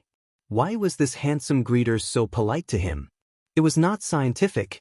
The smile on the greeter's face stiffened, but he still tried to squeeze out a smile and said, "Sir, how could you have such a thought? Every guest who comes is a distinguished guest of Junling. We should give the most sincere and warm service. How could there be such a thing as looking down on me?" A woman behind him couldn't help laughing. Li Junling, who was wearing a red dress and had her hair permed into small waves, walked over in silver stilettos. She looked at Fang Yan and said, "Sir, is this your first time coming to Junling?" Fang Yan stared at her warily and said, "Do you want to look down on me? I've read about it in books. It's not the security guards who look down on us, it's the unruly ladies in the club who look down on us." Li Junling was once again amused and giggled. She looked at Fang Yan with gentle and charming eyes and said, "Sir, you're really too funny. I'm not trying to make things difficult for you, and I don't look down on you at all. Moreover, I sincerely want to be friends with you." She took the initiative to extend her little hand to Fang Yan and said, "I'm Li Junling. May I know how to address you, sir?" Fang Yan didn't immediately hold her pair of spotlessly white and flawless small hands that were worth millions of gold. Rather, he carefully examined them, repeatedly praising them, saying, "White and tender skin, slender finger bones, each finger extremely rich in tensile strength, soft yet not lacking in strength. This is the world's rarely seen flux hand. It's just like the bowstring of an arrow. When it's pulled, it can make a clanging sound, and it's full of strength." Fang Yan raised his head to look at Li Junling and said with a smile, "No wonder you can become a piano expert. God has given you a pair of enviable hands." Li Junling looked at Fang Yan in astonishment and said, "Sir, you know this is a flux hand?" "I know a little." Fang Yan nodded. Li Junling's heart was in turmoil, and she asked excitedly, "Sir, are you also a person of the same profession?" Fang Yan waved his hand and said, "I only understand appreciation, but I don't understand music." Seeing that Li Junling still extended her hand, Fang Yan held her small hand and gently shook it. "Then sir is?" "Teacher," Fang Yan said. "I used to be a teacher, but now I'm a security guard." The handsome receptionist next to them looked over with a face full of astonishment, and then quickly turned his line of sight back. He thought, "Do you think we're idiots? Which security guard could make the piano goddess, Li Junling, tremble with just a few words? Which security guard has the courage to run to the entrance of Junling Club to pick up girls?" Fang Yan noticed the expression on the handsome receptionist's face, patted his shoulder and said, "Don't be suspicious. In fact, we are in the same profession, but your place of work is the club and my place of work is the school." Li Junling pursed her lips and smiled tenderly. She was experienced and knowledgeable, so she simply didn't believe Fang Yan's nonsense. But looking at Fang Yan speaking such nonsense with a deadpan expression that no one would believe, it was quite interesting. Moreover, he actually knew about flux hand. Just based on this point, she should regard him as an honored guest of Junling Club. "Sir, don't joke around," the handsome receptionist said with an embarrassed face. Being teased by a man in front of his female boss, he really wasn't used to it. "I'm not joking," Fang Yan said. Li Junling looked at Fang Yan and said, "Sir, I have already introduced myself, but you still haven't told me your name. This is very ungentlemanly behavior." "Fang Yan," Fang Yan said with a smile. "Fang as in Fang, Yan as in two flames. Even if I told you, you wouldn't have heard of it, so I thought that telling you my name would be meaningless. Every day, there are so many people introducing themselves to a beauty like you, so how could you remember such an insignificant person like me?" "Fang Yan?" Lu Qi's close friend Fang Yan? Li Junling stared at Fang Yan with wide eyes. Lu Qi's close friend? Fang Yan was surprised and said with a bitter smile, "What do you mean? Don't you know? The matter of Lu Qi specially going to Huaqing to see you has already spread throughout Yanjing. Many people say that you and Mr. Lu Qi say that you have a close relationship and that you might be lovers." His courtship failed, and in his grief, he left his work in the Blue Sky Club. "I still want to go to the Blue Sky Club to see Mr. Lu Qi's masterpiece." This time, it was Fang Yan's turn to stare with wide eyes and said, "How can you casually slander someone's innocence?" "But Mr. Lu Qi has never denied it." "I'm saying that you're slandering my innocence," Fang Yan said angrily. "I'm someone with a girlfriend." Li Junling no longer knew how to describe her feelings. To borrow a phrase she had accidentally seen in an airplane magazine, it was, 10,000 alpacas are galloping in her heart. The person he was rumored to be Lu Qi, one of the 7 fanatics of Huaxia. Although she was somewhat famous in the world of the piano and was even praised as the piano goddess of Huaxia, she knew very well that she was still several Li Boyongs inferior to Lu Qi. Oh, Li Boyong was her father. "I have to talk to Lu Yun," Fang Yan said. "If you're not prepared to give me a status, you can't casually use my reputation," and invisible posturing was the most fatal. Li Junling thought to herself that those scions who often flaunted their luxury cars and mansions around her were nothing compared to Fang Yan. No matter how many sports cars and villas you have, do you have the ability to be friends with Lu Qi? If you have the ability, go and spread a rumor with Lu Qi. Li Junling looked at Fang Yan and asked with a smile, "Mr. Fang, are you here to meet a friend?" Fang Yan nodded and said, "I have a friend inside." "I'll take you in," Li Junling said with a smile. "Which friend do you want to see? Don't tell me that Mr. Lu Qi is inside. I'll be so excited that I was lucky enough to hear her play once and became her brainless fan on the spot." "It's the Arasima duo," Fang Yan said with a smile. "Oh, a beautiful girl duo. So you like this type?" Li Junling teased. "The two of them have been especially popular in recent years. No matter how popular they are still my students," Fang Yan said with a smile. Li Junling nodded and said, "I know. You have indeed been a teacher, and they are really your students. Xia Tian and I are good sisters. She has told me a lot of things." Fang Yan nodded and said, "The entertainment circle is only so big. It's understandable that you are familiar with each other. Which box are they in?" "In Autumn Whispers," Fang Yan said. "What a strange name." "This is a very famous piano song and one of my favorite piano songs," Li Junling explained. "There are only 7 boxes in the Junling Club, and the name of each box is named after a world-famous song. For example, Croatian Rhapsody, For Alice, Starry Sky, and other songs." "That's really creative," Fang Yan said with a smile. Li Junling's popularity was excellent. Everyone who saw her would take the initiative to say hello to her. Even some people who sat far away would wave at her from afar. Li Junling's attitude was amiable, and he responded gracefully without losing his distance.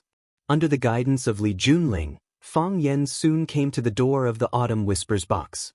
Before Fang Yan had time to open the door of the box, Jiang Qin had already jumped up from the brown leather sofa, ran over and hugged Fang Yan's arm, and shouted, "Mr. Fang, you are finally here. Wang Lin and I have been waiting for you for an hour. There are still guests." Fang Yan said embarrassedly. Although they hadn't seen each other for a long time, Jiang Qin's attachment to him still hadn't changed. She saw that he was still throwing himself at her like a few years ago. Perhaps, in her heart, he would always be the young and handsome male teacher who liked to wear a white shirt. Seeing Li Junling standing behind Fang Yan, Jiang Qin's face suddenly turned red. She quickly let go of Fang Yan's arm and took the initiative to greet Li Junling, saying, "Sister Li, so you and Mr. Fang also know each other?" "I just met your Mr. Fang at the door," Li Junling said with a smile, still thinking about the scene she had just seen. Fang Yan said that he had a girlfriend. Could his girlfriend be Jiang Qin of the South Star Group? If that was the case, Fang Yan had already had a secret relationship with Jiang Qin when he was a teacher? Wasn't that a teacher-student relationship? This beast.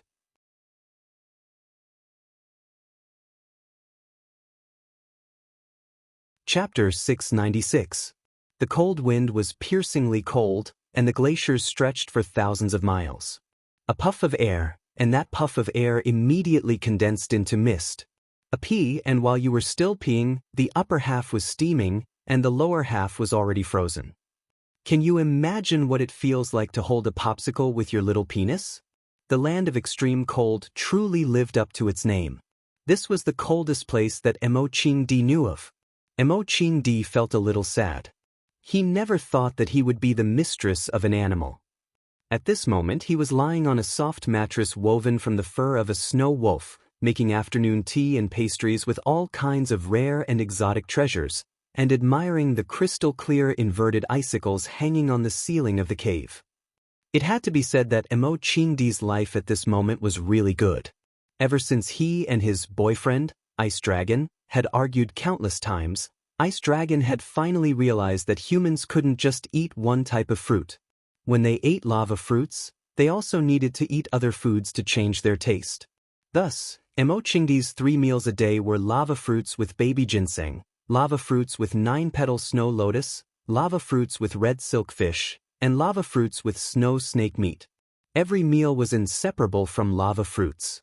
However, there were other foods that could be changed, and Imo-Ching-di himself was not a very picky man, so he was not dissatisfied with these 3 meals. Not only was he not picky, he was even grateful. Before he met Ice Dragon, he did not have such a standard of living. Treasures like baby ginseng and 9-petals snow lotus, he did not even think about or see them. Fortunately, there was Ice Dragon, and fortunately, there was this little transparent dog. Dragons were all rich, and every dragon had its own treasure vault. Even though Imo-Ching-di had never been inside, he knew that this Ice Dragon was just as rich as the 4 seas. Otherwise, how could he continuously bring out so many precious ingredients from the cave? Other than the few things that Imo-Ching-di often ate, there were also some new things that made one's eyes light up. The red silk bean, the white transparent volcano scorpion, all of these tasted pretty good, but they were very rare, and could only be eaten occasionally. There were also some unsightly-looking things that Imo-Ching-di found hard to swallow. After Imo-Ching-di made a gesture to Ice Dragon to indicate that he was not blessed enough to enjoy those things, Ice Dragon did not hold back and swallowed them into his stomach with a curl of his tongue. Living a comfortable life with a gentle and considerate boyfriend, although his appearance was a bit weird. But, was this the happiness she wanted? How is Fang Yan now? How is the Fang family now? Has Fang Yixing been avenged? Every day, Imo-Ching-di would ponder these questions. Imo-Ching-di still wanted to go back, even though he had once thought that this place of extreme coldness was very suitable for him to use as a burial ground. Go back to the flashes of swords, go back to the hatred of the country, go back to the laughter and tears, go back to Fang Yan and see how the guy who he had treated and nurtured like his own son was doing now. Isn't it too hard for one person to bear the family name alone? If you really feel tired, then just abandon everything and live a carefree life. He wanted to go back and say those words to him. He wanted him to put down his burden and run towards a new life. But he was very clear that he would not be of much help to Fang Yan if he went back with this broken body. Moreover, a lot of hatred was caused by him. If he went back, he would definitely attract the attention of those people. They would also follow him, and Fang Yan's situation would be even more difficult, wouldn't it? He needed the Ice Dragon's blood. He needed the Ice Dragon's tendon. At least, that was what that wretched doctor told him. But how could he lay his hands on his savior, Ice Dragon? When it looked at him with a face full of resentment, it always made Imo-Ching-di think of it as the image of Fang Yan. No matter what, he could not bear to lay his hands on it, but Imo-Ching-di did not give up just because of this. For example, he pricked up his ears and listened carefully to make sure that Ice Dragon was not in the cave. He quickly stuffed the half of the ginseng fruit in his hand into his mouth, got up and walked towards the depths of the cave. It was not the first time that Imo-Ching-di wanted to break into Ice Dragon's cave to see what was going on, but every time, he would be discovered by Ice Dragon. It stood in front of Imo Qingdi, its small eyes staring at him without blinking, as if it was saying to him, "Don't go in, don't go in."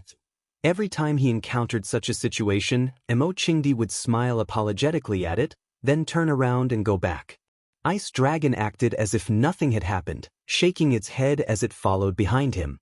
When it was cold, it would bring him a piece of snow wolf skin. When it was hungry, it would bring him his favorite red lava fruit. What was in Ice Dragon's treasury? Was there a treasure that could heal his broken meridians? Imo Qingdi wanted to go and see, so he had to go and see. He knew that this was very impolite and very immoral. If there were storytellers in the Ice Dragon realm, they would probably have a story similar to Mr. Donghua and the Wolf. Once upon a time, there was a cute and kind ice dragon. His name was Mr. Donghua. One day, when he was out foraging for food, he suddenly encountered a volcanic eruption. As he ran for his life, he found a human who was also running for his life. In the end, that cruel and shameless human stole his treasure, leaving him penniless. After a period of recuperation, as well as the nourishment of all kinds of nutritious food every day, Imo Qingdi's body had recovered a lot, even stronger than when he first entered the land of extreme cold. When he was practicing martial arts in the morning, sometimes when he clenched his fist, he could even feel a faintly discernible flow of air in his body. Of course, when he wanted to carefully feel it, the flow of air would quickly disappear. He was sure that it was not an illusion. Perhaps it was the effect of those rare fruits. He had indeed recovered some of his strength. Some of the small meridians had already been opened, but the main artery was still broken. Air could not enter, like mud sinking into the sea, unable to make any waves. Imo Qingdi's movements were very fast, his feet lightly bounced on the ground, and his body had already scurried far away. His body was almost floating in the wind, a little like he was riding the wind. After spending so much time with that little transparent dog, even the way he walked was somewhat similar to it. Although Imo Qingdi had never successfully entered the Ice Dragon's treasure cave, he could roughly guess where it was located. Moreover, he had done countless calculations, and according to the Ice Dragon's usual speed and the time it took for it to enter the cave to retrieve the fruits, he could roughly estimate the distance. The cave was deep and narrow, and the deeper he went, the gloomier and colder it became. On both sides of the cave, as well as the ceiling, there were ice sculptures. Those icicles were of different sizes, long or short, thick or thin, in all kinds of strange shapes, presenting a magical state in this dim light. Imo Qingdi was a skilled and daring person, so he was not afraid of these shadows and ice sculptures. But he walked along this long and narrow passage for a long time, and still did not find the existence of any cave. Could it be that the Ice Dragon's intelligence was so high that it could set up a password or a secret door as a smokescreen? Imo Qingdi's hand touched the cold stone wall, and the icy touch spread throughout his body, but there was nothing he wanted. His hand stroked the stone wall all the way, some smooth, some protruding, but still could not find any cave that could be used to hide the treasure. Where is it? Imo Qingdi's eyes swept across the cave. He looked everywhere and felt that everything was strange, but none of them was the place he was looking for. After walking for another 10 meters, a dark cold pond appeared. The pond water was silent and completely dark. At first glance, it looked like a deep black hole, and there was no way to see what was inside. Imo Qingdi walked to the side of the pond, and before he even got close, a bone-chilling cold spread from the bottom of his heart. It was as if there was a prehistoric giant beast hiding in the cold water and could swallow the intruder at any time. Imo Qingdi stared at the pond water, and after a long time, he suddenly threw himself into the cold pond. Splash, water splashed everywhere. The moment Imo Qingdi fell into the water, it was as if someone had cast a freezing spell on his body. The muscles of his body contracted violently, and even his heart stopped beating. Cold. A cold that he had never experienced before. This kind of cold was beyond the limits of human endurance.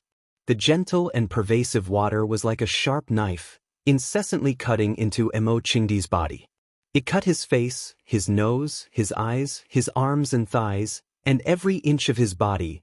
The icy cold water gushed into his body through his pores.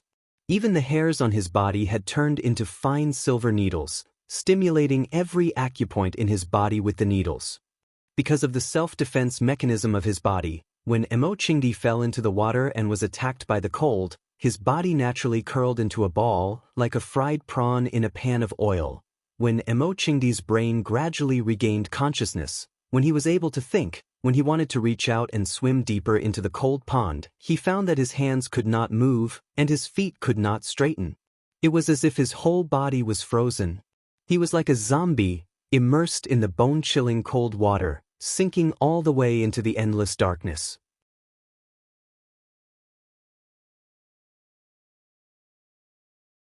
Chapter 697. Emochingdi did not know how long he had sunk. In his heart, it seemed as long as a century. The deeper he sank, the darker it became. This cold lake was unfathomable, almost making people wonder if he had crossed into another time and space. Perhaps the ice dragon was a freak from Jurassic World, and he had followed its footsteps into the dinosaur paradise, and every day he had to avoid the pursuit of various dragons and watch them kill each other. This kind of life really made people feel a little tired. Unable to speak, unable to move his hands and feet, surrounded by bone-chilling frozen water, every part of his body was undergoing this kind of continuous torture. It was really strange. Water at this temperature should have long been frozen. Why was there no ice floating on the surface of this lake? Weak water is not ice. Could this be the legendary weak water that will never freeze? Just as Emochingdi was thinking, suddenly there was a glimmer of light in front of him. In this dark and gloomy lake bottom, there was suddenly such a glimmer of light in front of him, like a drowning person grabbing a piece of wood, or a starving person begging for a bun. Emochingdi's body followed the undercurrent at the bottom of the lake towards the light, and then with a bang, he fell into a pool. Emochingdi's body fell into the pool, and then his head quickly floated up again. Only then did his bound hands and feet regain their freedom. Emochingdi had arrived in another world, but it was not the Jurassic Park that he had imagined, but after sinking to the bottom of the lake, following the undercurrent below, he entered a more open cave. A huge cave, the size of a basketball court. At this moment, Emochingdi was situated in a large pond. The pond was connected to the bottom of the frigid pond, and the spring in the frigid pond was constantly pouring water into the black pond. The water from the black pond was constantly flowing into the pond. This is the ice dragon's treasure vault? Emochingdi thought. Strangely shaped stones, huge icicles hanging upside down over his head, rushing water, and a world of ice and snow. It has to be said that there was really nothing to see in this extremely cold place. Other than ice and snow, there was only ice and snow, and cold wind and cold wind. If you accidentally see any bright colors, it is definitely a very rare lucky day of the year. Emochingdi climbed out of the ice pool, and then began to search the huge cave. He had a feeling he knew he was in the right place. Of course, the previous sentence was nonsense. This sentence was true as well. Although the cave was big, Emochingdi's eyesight was better than others. Finding some things was not a difficult task for him. Soon, he found a vegetable garden in the northeast corner of the cave. It was a large patch of red, yellow, green, and purple, almost dazzling his eyes.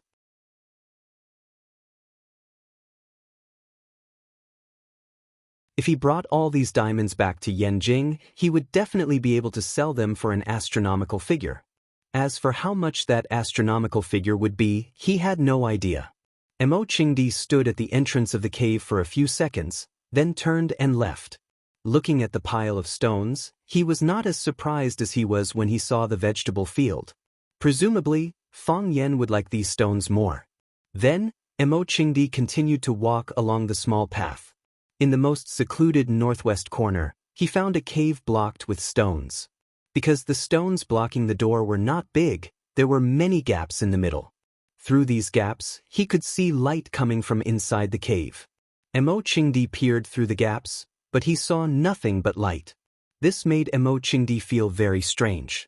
The precious vegetable field and glittering stones were not sealed with stones, so why was this cave blocked with stones?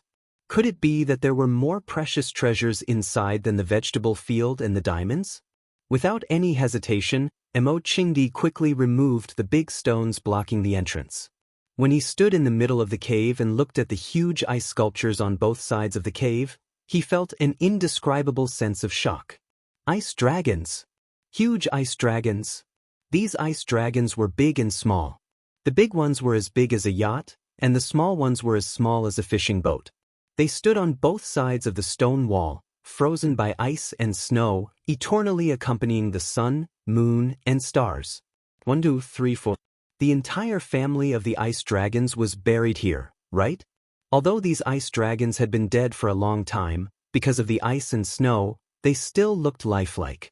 The huge ice dragons stood there with their chests puffed out, just like the proud look of the transparent little dog in front of Emo Qingdi, except that these ice dragons were more domineering and intimidating. Emo Qingdi had never had a clear concept of ice dragons. He thought that ice dragons were the transparent little dog that he knew now. They were like this when they were young, and they would still be like this when they grew up.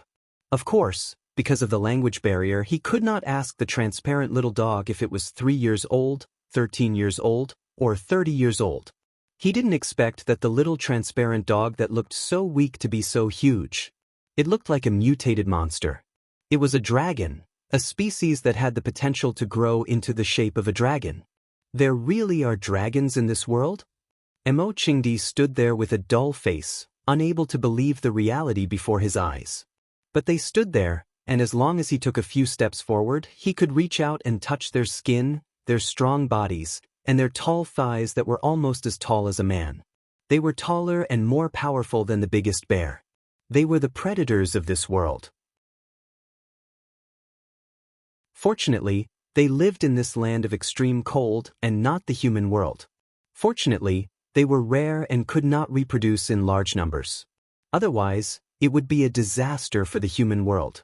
Emo Qingdi's heart was beating wildly, and he could not stop swallowing his saliva. He took a few steps forward, walked in front of the largest and strongest ice dragon, and reached out to touch its body. Its body was still well preserved, its skin was transparent, and the meridians inside were vaguely visible. He did not know if there was still blood inside, but there should be. Because the temperature here was too low, it was possible that the moment the ice dragon died, the ice and snow immediately froze its entire body along with the blood inside. Is this the miracle I have been waiting for? Emo Qingdi's hand that was touching the ice dragon's body was trembling slightly. He could not do anything to the small ice dragon, but the tendons and blood of these ice dragons were still intact. A woo! A shrill cry was heard. The transparent little dog stood at the entrance of the cave with a ferocious look on its face. Its legs were stretched forward, ready to pounce and bite. For it, Emo Qingdi's behavior had touched its reverse scale, even though it did not have a single scale on its body.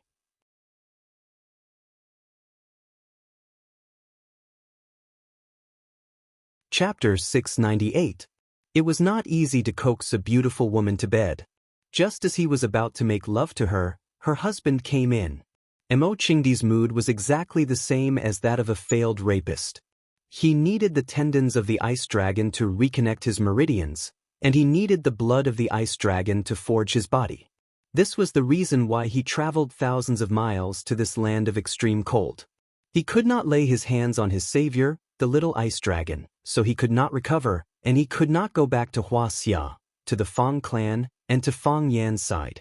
By chance. Or it could be said that under Emo Qingdi's meticulous search, he finally found an opportunity to jump into the cold pond when the little ice dragon was out looking for food, and was then washed by the undercurrent to this huge treasure cave. He discovered the incomparably precious vegetable garden, he discovered the inexhaustible diamond vault, and he also discovered the ice dragon's graveyard, the place where the ice dragons hid their corpses. The ice dragon was an extremely rare and unfamiliar species. Even the ancient medical book, Records of Strange Things, only had a few words about it. Emo Qingdi was guided by the medical fanatic to search for the ice dragon, and he had the thought of dying in vain. However, he did not expect his luck to be so heaven-defying. He actually found the legendary ice dragon, and even found many ice dragons. Emo Qingdi wanted to hug the legs of the ice dragon and cry. His illness could finally be cured.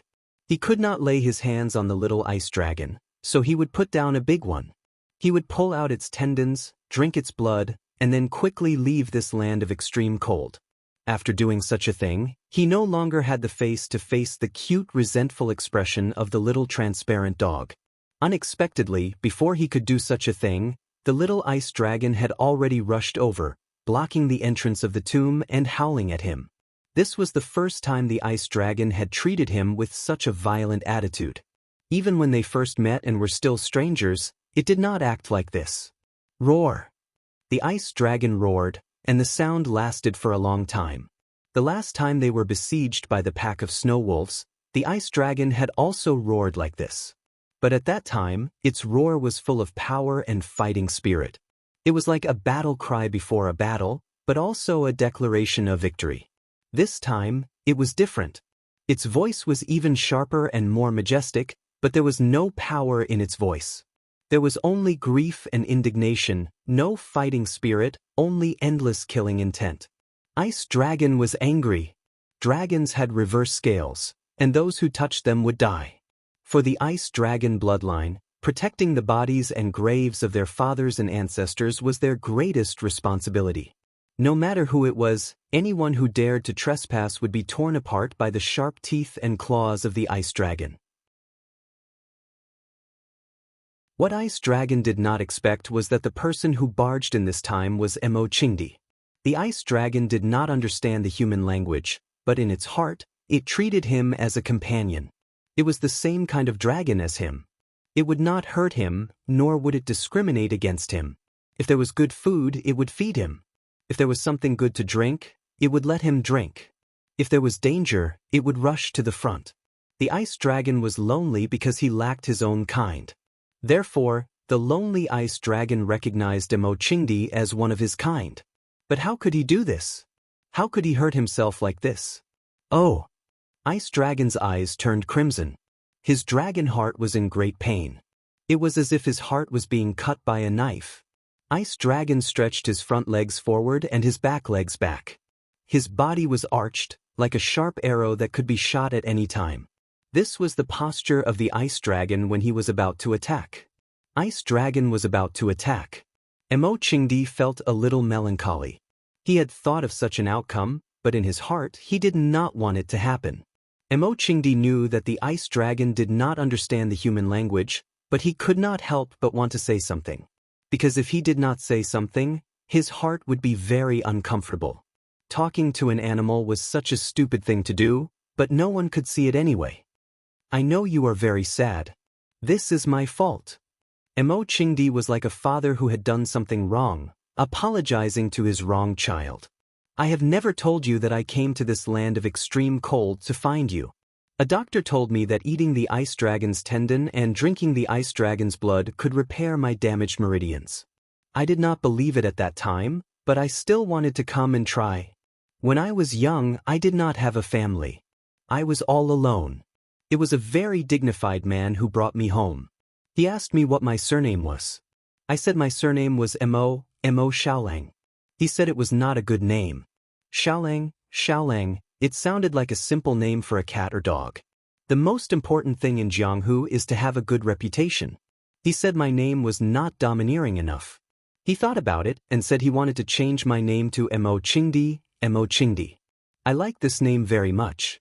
I asked him what his surname was, and he said his surname was Fong Hui. I said I could also have the surname Fong. From now on, I will be your disciple. My life belongs to the Fong family. He refused. He said that we are all born and raised by our parents. How can we easily pull other people's children into our own family? If you want, you can stay with the Fong family for the rest of your life. If you don't want, you can roll up your bedding and leave. But let me know when you leave. That way, I won't curse. I will stay with the Fong family. I will become a part of the Fong family. Roar! The Ice Dragon's roar became deeper, and the vibration frequency of its chest became much lower. Its blood-red eyes looked at Mo Qingdi in confusion. It did not know what this man was saying to it. Was it apologizing? Saying sorry? My surname is not Fong, but I have never felt that I am not a member of the Fong family. Fong Hui is my master, and also my father. Fang Yixing is my senior, and also my elder brother. Fang Yan is my junior, and also my child. In those years, the Fang family had some good days. Especially after I succeeded in climbing the heavenly Dao, the Fang family was in the limelight. I was very proud that I could bring glory to the Fang family. That is what I have been working hard to achieve. But too many things happened later. At this point, Emo Qingdi's voice became a little gloomy. My meridians were cut, Fang Yan's heart of Tai Chi suddenly became stillborn, and Fang Yixing was killed in front of his house. That night, I rushed out with my spear, but when I was halfway there, I saw Fang Yan carrying his father's corpse back. I glanced at Fang Yan, then turned around and left. I locked myself in the courtyard drinking. That day? No, that time I drank for 3 days and 3 nights and then slept for 4 days. I woke up a week later, because I had no choice but to wake up. That was the 7th day of Yixing's death. According to the rules of Swallow Dock, it was a very important day. Later on, Fang Yan guarded the tomb, just like you are now. He was quiet, ate and slept less. I secretly went to visit him. He had nightmares every night, and woke up from them countless times. I know that his heart was filled with guilt and self-blame. He regretted not being able to protect his father, and regretted not being able to save his father. Actually, I feel the same way as him. No, I feel even more guilty and remorseful than him. He is just a child. Everyone can forgive him for not being able to do these things. However, I am the disciple of the old master, I am Yixing's brother, and I am the same age as him. I should bear the responsibility of protecting the family, but I did not do it. This is hard to forgive. I could not save his son, and he must be very disappointed in me, right? Wuxia, Azure Dragon, don't underestimate me. Come to think of it, we have some history. You are an ice dragon and I am an azure dragon, but I am also a useless dragon. I know that there are countless people who are laughing at me. There are countless people who are pointing fingers at my back. They are betting that I will never be able to stand up. They are mocking me for not being able to protect the Fang clan and my brothers. At that time, I thought that even if I could not go back alive, I would die outside. I could not let the Fang family suffer more humiliation because of my existence. So, I came to this extremely cold place and I met you. I looked for you for a very long time, and when I found you, I was already in despair. The volcano erupted, and I thought I was going to be drowned by the lava and buried by the glacier. Who would have thought that I would be saved by you? Emo Qingdi looked straight into Ice Dragon's eyes, and with a bitter smile, he said, "We humans have a saying, a drop of water must be returned with a spring of water. You saved my life, and I should give my life to you. But I can't do that. I have to go back, and I have to go back healthy. So, I found this place, and I also want to extract some dragon tendons from your ancestor, and use some dragon blood. I am a villain." Emo Qingdi looked at Ice Dragon and said, "I am a despicable and shameless villain. I apologize to you, and I admit my mistake honestly." Emo Qingdi turned to look at the frozen corpses of the ice dragons and said, "But I have to be honest with you, I still want them. I really need their help." Roar. Seeing where Emo Qingdi was looking, Ice Dragon roared again. Its voice grew louder, and it was deafening, like thunder in a cave. Crack crack. The icicles above began to fall, and the ice on the walls began to crack. Humans are really shameless. Emo Qingdi said, "Don't ever think of trusting humans again. If you see someone like me, just open your mouth and eat him." Roar. Ice Dragon's hind claws kicked wildly on the ground, and ice shards flew in all directions. I've never said these words to anyone, not to the old man, not to my wife, and not to Fang Yan. Now that I've said them to you, I feel much better. I've said what I want to say, and now it's your turn.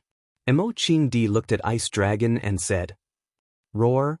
Ice Dragon roared, and its body left the ground. It opened its mouth and pounced towards Emo Qingdi.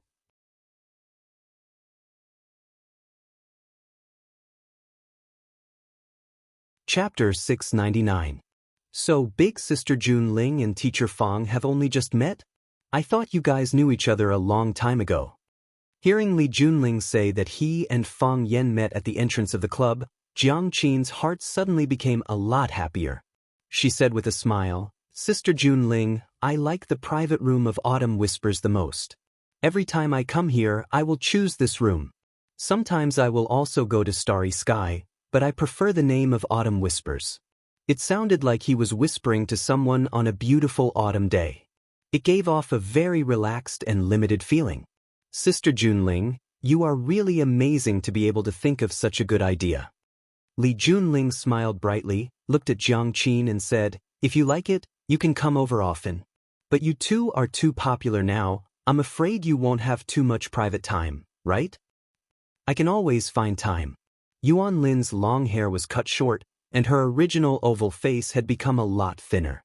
She didn't look as round as before, but she was more cool and handsome than before. Nowadays, girls like to go on a diet, and as a star, Yuan Lin naturally paid more attention to her personal image. "As long as Sister Xia Tian doesn't arrange such a full schedule for us." "How can Xia Tian be willing to arrange such a full schedule for you? As far as I know, she has blocked countless schedule announcements for you, and some endorsement contracts that don't match your image, no matter how high the other party offered, were rejected by her. I even joked with her before, saying that even raising 2 daughters is not as attentive as she is to you. She also said that I don't understand, always secretive, and don't know what you are going to do." Li Junling and Xia Tian were best friends, so she naturally knew some things about the Arasima group. In her opinion, she had never seen a boss who treated the company's employees better than Xia Tian. Which boss would cook or make food or pastries for the staff every Saturday and Sunday? At least, Li Junling thought that she couldn't do it. However, she also clearly knew that Xia Tian regarded Jiang Qin and Yuan Lin as her younger sisters, which was also the reason why she was so enthusiastic to the two of them. "Sister Xia is good to us, and Sister Junling is also good to us," Jiang Qin said with a smile. After being in the entertainment industry for a long time, some of the way people handled things had obviously changed a lot. She hugged Li Junling's arm and said, "Sister Li Junling, I've ordered the nobles here. Would you like to sit down and drink with me? I still have things to do. I'll come over and have a drink with you guys later," Li Junling said with a smile.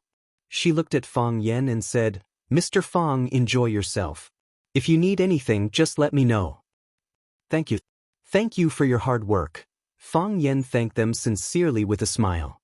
He had a good impression of this girl. Just her demeanor and temperament were enough to make people fall in love with her. Moreover, Fang Yan could see that she was interested in befriending an arrogant woman. If she suddenly put down her pride and became friends with you, you would feel a sense of respect in your heart. Li Junling waved his hand at them, then turned and left. After Li Junling left, Jiang Qin was too embarrassed to come forward and hug Fang Yan's arm again. She looked at Fang Yan and said with a face full of joy, "Mr. Fang, your mental state this time is much better than before." When Fang Yan was in mourning for his father, Jiang Qin and Yuan Lin would come to visit whenever they were not busy. At that time, Fang Yan was like a walking corpse. In terms of mental state, it was indeed much worse than it was now. Yuan Lin poked Jiang Qin's waist, indicating that she should not say these things that might evoke Fang Yan's sorrow. Fang Yan smiled and waved his hand. "You two don't have to do those little things down there. I saw it all, Yuan Lin. It's okay, it's all over." Jiang Qin was a little nervous at first. She was worried that she would say something wrong and make Fang Yan sad. Seeing that Fang Yan spoke casually and his posture was free and easy, which was really different from before, she said with a smile, "Mr. Fang, are you really okay? What can happen?" Fang Yan shook his head. "What has happened? No matter how sad I am, I can't make it go back. At that time, I mainly wanted to accompany him more, and also let myself calm down and think about some things. Some things have been figured out, and some people have been found. The things that were originally blocked in my heart have been cleared up a lot. Now I really have nothing, so you don't have to be so careful, for fear of provoking me." Jiang Qin nodded and said happily, "Mr. Fang, it's great that you can recover to the same state as before. You don't know how afraid you used to be. Yuan Lin and I always wanted to see you, But every time we came to see you, we didn't know what to say to you. We were afraid that if we accidentally said the wrong thing, it would make your heart more sad. Mr. Fong has become our former Mr. Fong again. Yuan Lin said with a smile. As soon as he returned to his original form, he began to pick up girls. Mr. Fong, tell us quickly, what is your relationship with Sister Junling? Yes, Mr. Fong, tell us quickly, what is your relationship with Sister Junling? Sister Junling is usually so arrogant, and she is not a person who is easy to get along with. How did you know each other? And she even personally sent you to the private room. It seems that your relationship is very good.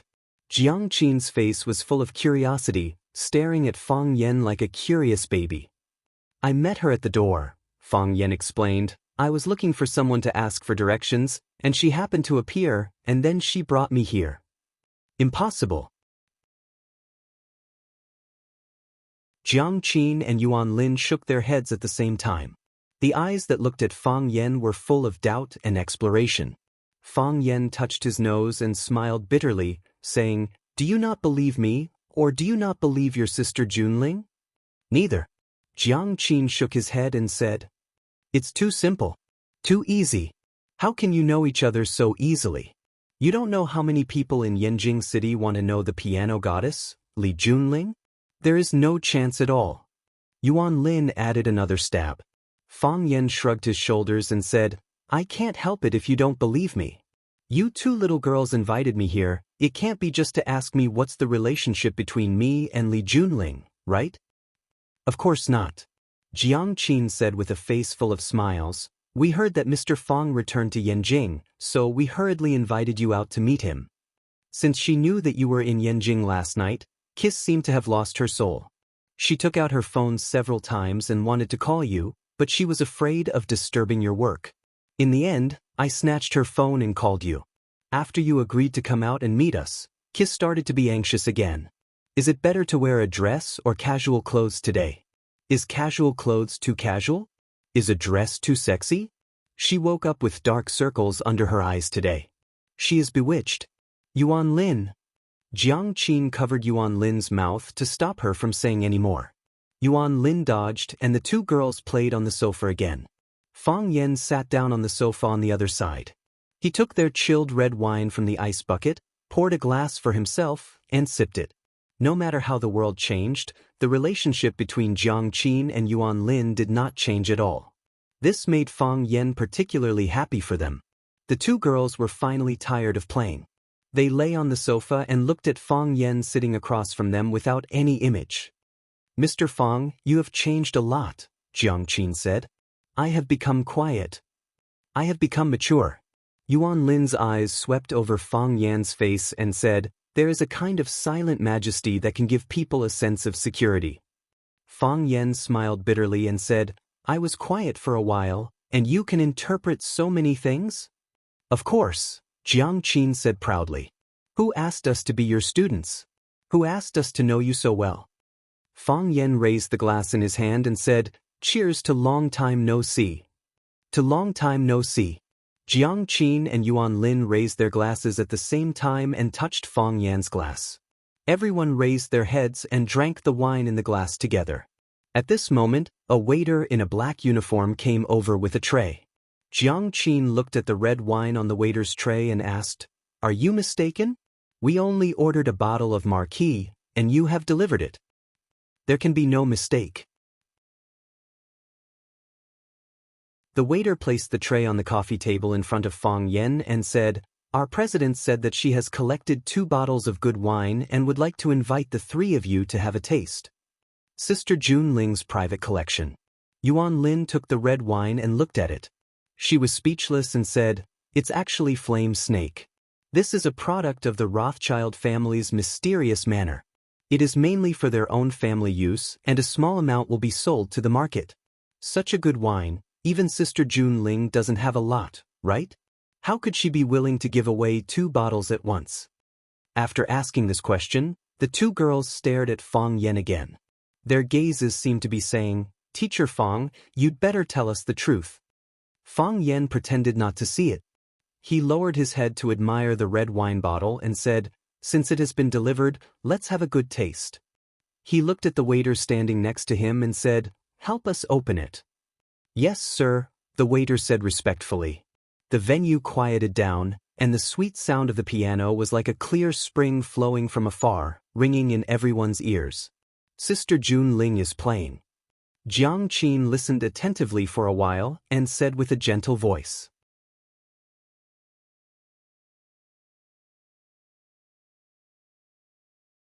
Chapter 700. It was like a lover whispering in the ear, or a mother softly singing a lullaby. Every sound was clear, but also seemed to be infinitely far away, roaming the horizon, boundless and boundless. It was light, soothing, and made people drowsy. Yes, there were many people present who were addicted to this music. Their eyes were half closed, and their eyelids were so heavy that it was difficult to keep them open. There were also some people who closed their eyes and leaned on the soft sofa to take a nap while listening to the music.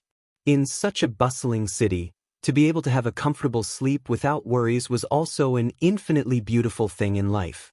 What Li Junling's Junwei Clubhouse sold was not only character, service, network resources, personal space, but also to lighten the burden.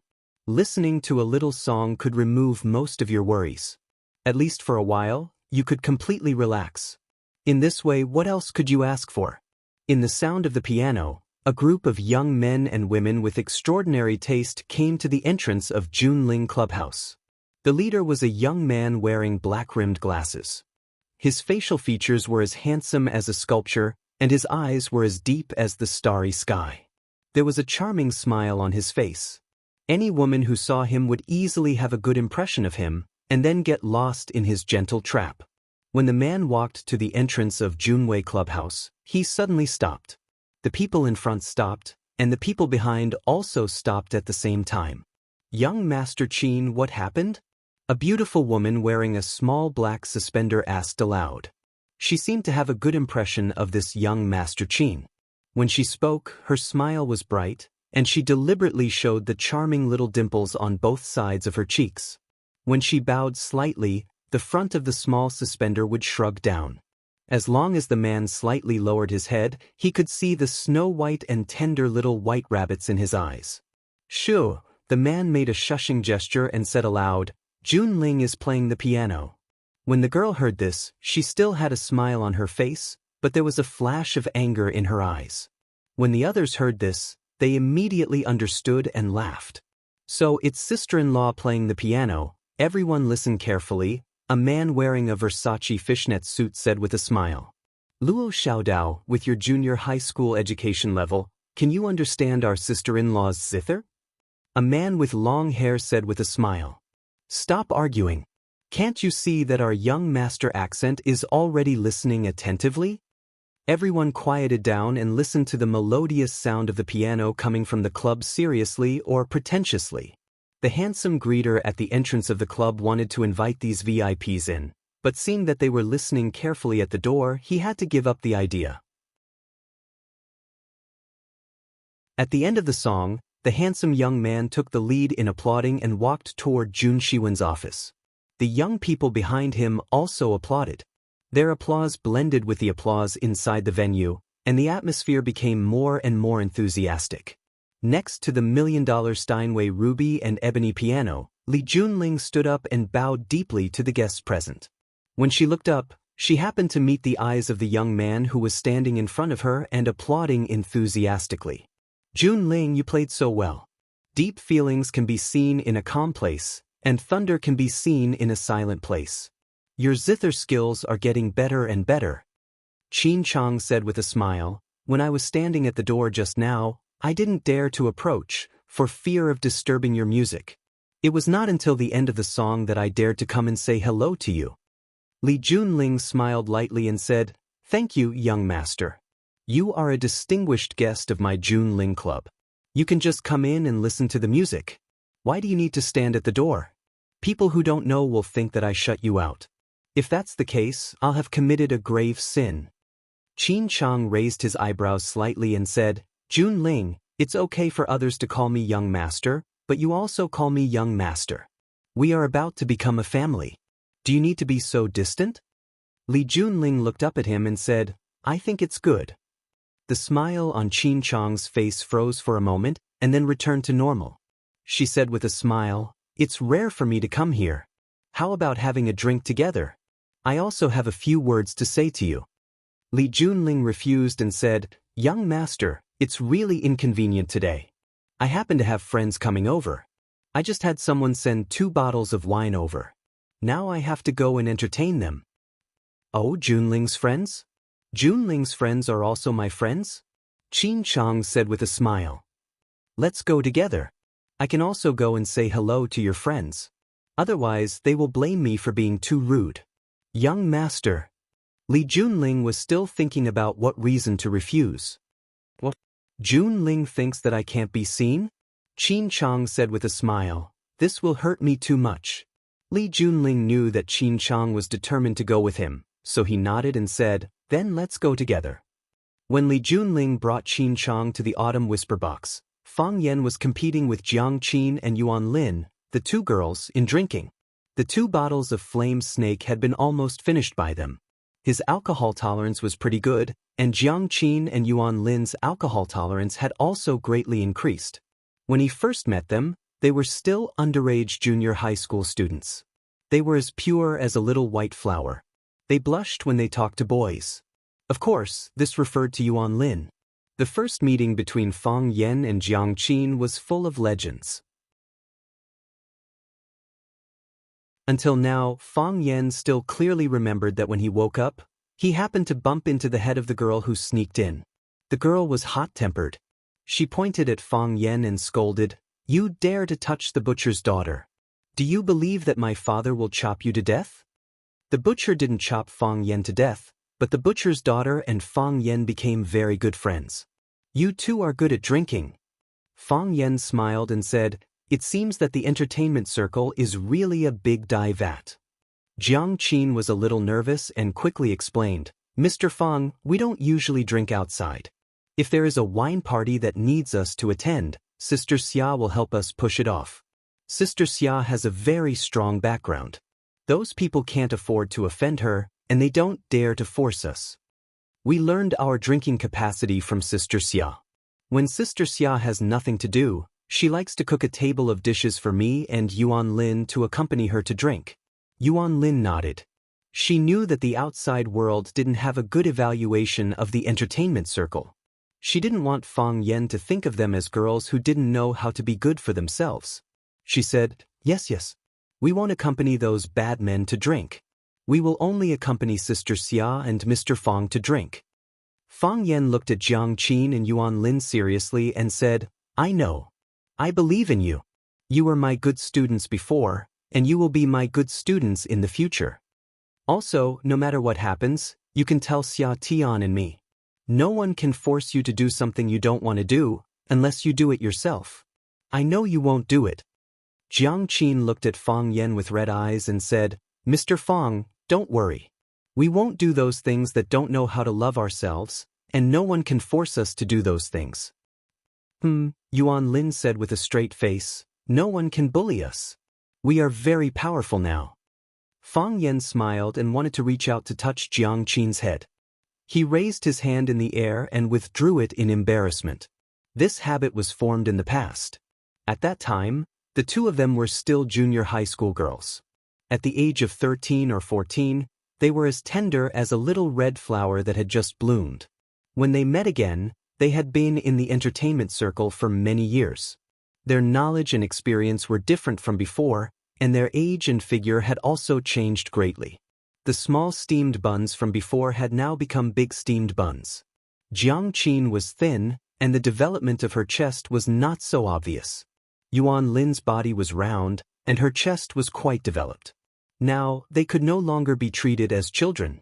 Noticing Fang Yan's action, Jiang Qin and Yuan Lin also looked embarrassed.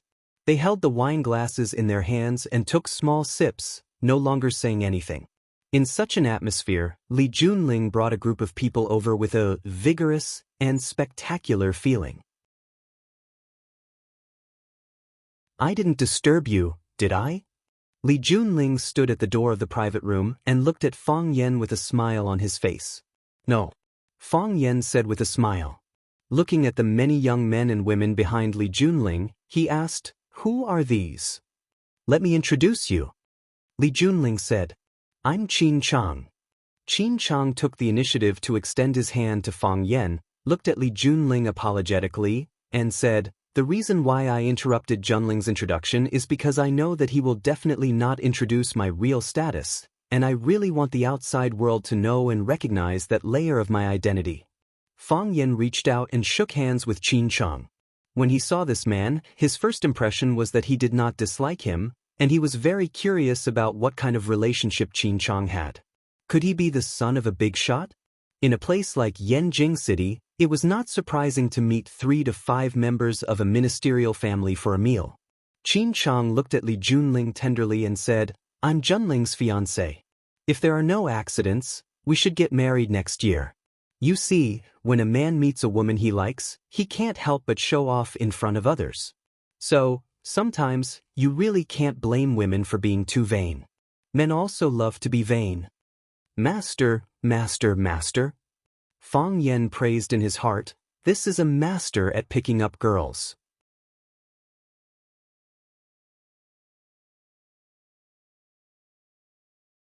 Chapter 701. There is a kind of man who can make women like him and not be hated by men. I'm not talking about Fang Yen. Fang Yen had a lot of friends, but his enemies could line up from Yanjing's General Road to Jingjin's Second Road. He was elegant, witty, and truly considerate of others. Every sentence was to express his love for his fiancée. Qin Chang was indeed the kind of charismatic person who had the ability to kill both men and women. After saying this, the girls behind him looked at him with intoxicated eyes, and even Li Junling's face showed a touch of shyness. In any case, being praised by an outstanding man was an irresistible temptation for any woman. Fang Yen held Qin Chang's hand and said with a smile, "You must be a man who is very popular with girls." "I won't belittle myself on this point." Qin Chang nodded and said, "But I still hope to be liked by the woman I like." You also know that it is very easy for a man to like a woman, but it is very difficult for a man to like a woman. After Fang Yen understood the subtle difference between the words like and like, he nodded approvingly and said, "There are 3,000 waters, but I only take 1 ladle to drink." It seems that we are the same kind of people. Qin Chang shook Fang Yan's hand slightly and said, "Just now Junling didn't have time to introduce you. May I know your surname?" "Surname is not expensive," Fang Yen said.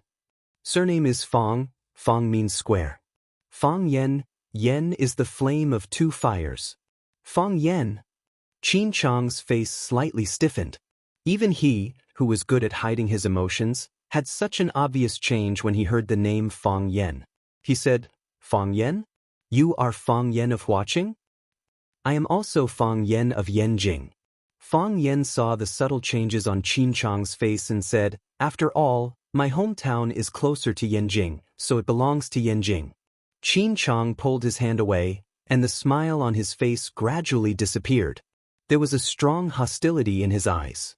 He looked at Jiang Qin and Wang Lin, who were standing behind Fang Yen, and said sarcastically, "I've long heard of Mr. Fang's name. I heard that Mr. Fang is young, talented, elegant, and often accompanied by beautiful women. Now that I've seen you today, Mr. Fang, you're really lucky with women, aren't you?" Qin Chang. Li Junling didn't expect Qin Chang to suddenly get mad at Fang Yen. He quickly stopped him and said, "Fang Yen is my friend." Qin Chang looked at Li Junling with a gentle expression. Even at a time like this, he could still maintain a smile and said, "Junling, not everyone is qualified to be our friend. It's better not to have friends like this." Jiang Qin was angry. He jumped up and stared at Qin Chang and said, "Hey, how can you say that? Do you have any manners?" "That's right. You say it as if others are willing to be friends with you." Wang Lin also said, "Who took the initiative to run into someone else's box to get close to them?" Fang Yan's face also became embarrassed. He was not angry at what Qin Chang said, "Not everyone is qualified to be our friend." He felt that Qin Chang's words were very correct. In this world, not everyone was qualified to be your friend.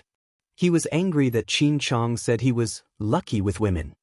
Who did he think Jiang Qin and Yuan Lin were to him? Fang Yan stared at Qin Chong and said, I know you may have heard of me somewhere. Maybe there is some hatred between us that even I don't know about, but if there is anything, come to me. Don't get these girls involved, okay? They're all my girls. They are very clean and pure children.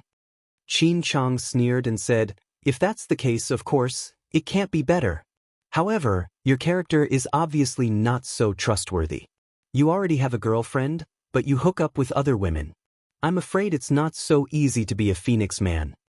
Fang Yan looked at Qin Chong and said calmly, if you don't tell me clearly, I will let you see me clearly. Is this a threat? This is a warning. Qin Chong laughed and adjusted the glasses on the bridge of his nose. He looked at Fang Yan and said, to be honest, whether it is a threat or a warning, it sounds like a joke. Our Qin family never threatens others, but we never accept other people's threats. Our Qin family never warns others, but we are not afraid of other people's warnings. If you don't know the weight of the two words Qin family, then go out and ask around. This guy is stupid, isn't he? How dare he threaten the Qin family? A man in a small checkered striped suit said. An ant thinks it is strong and always wants to challenge an elephant. The big man next to him added. Fang as in square, two fires on top and bottom? Has your brain been fried by the fire? Do you know who you are talking to? The fishnet man looked at Fang Yan with a face full of disdain. Fang Yan sighed softly, looked at Qin Chong and said, you are from the Qin family? Isn't it too late for you to realize this? Qin Chong laughed and said in an unfriendly tone. Fang Yan ignored his sarcasm and deliberately lowered his voice. He said, what is your relationship with Etienne? My sister.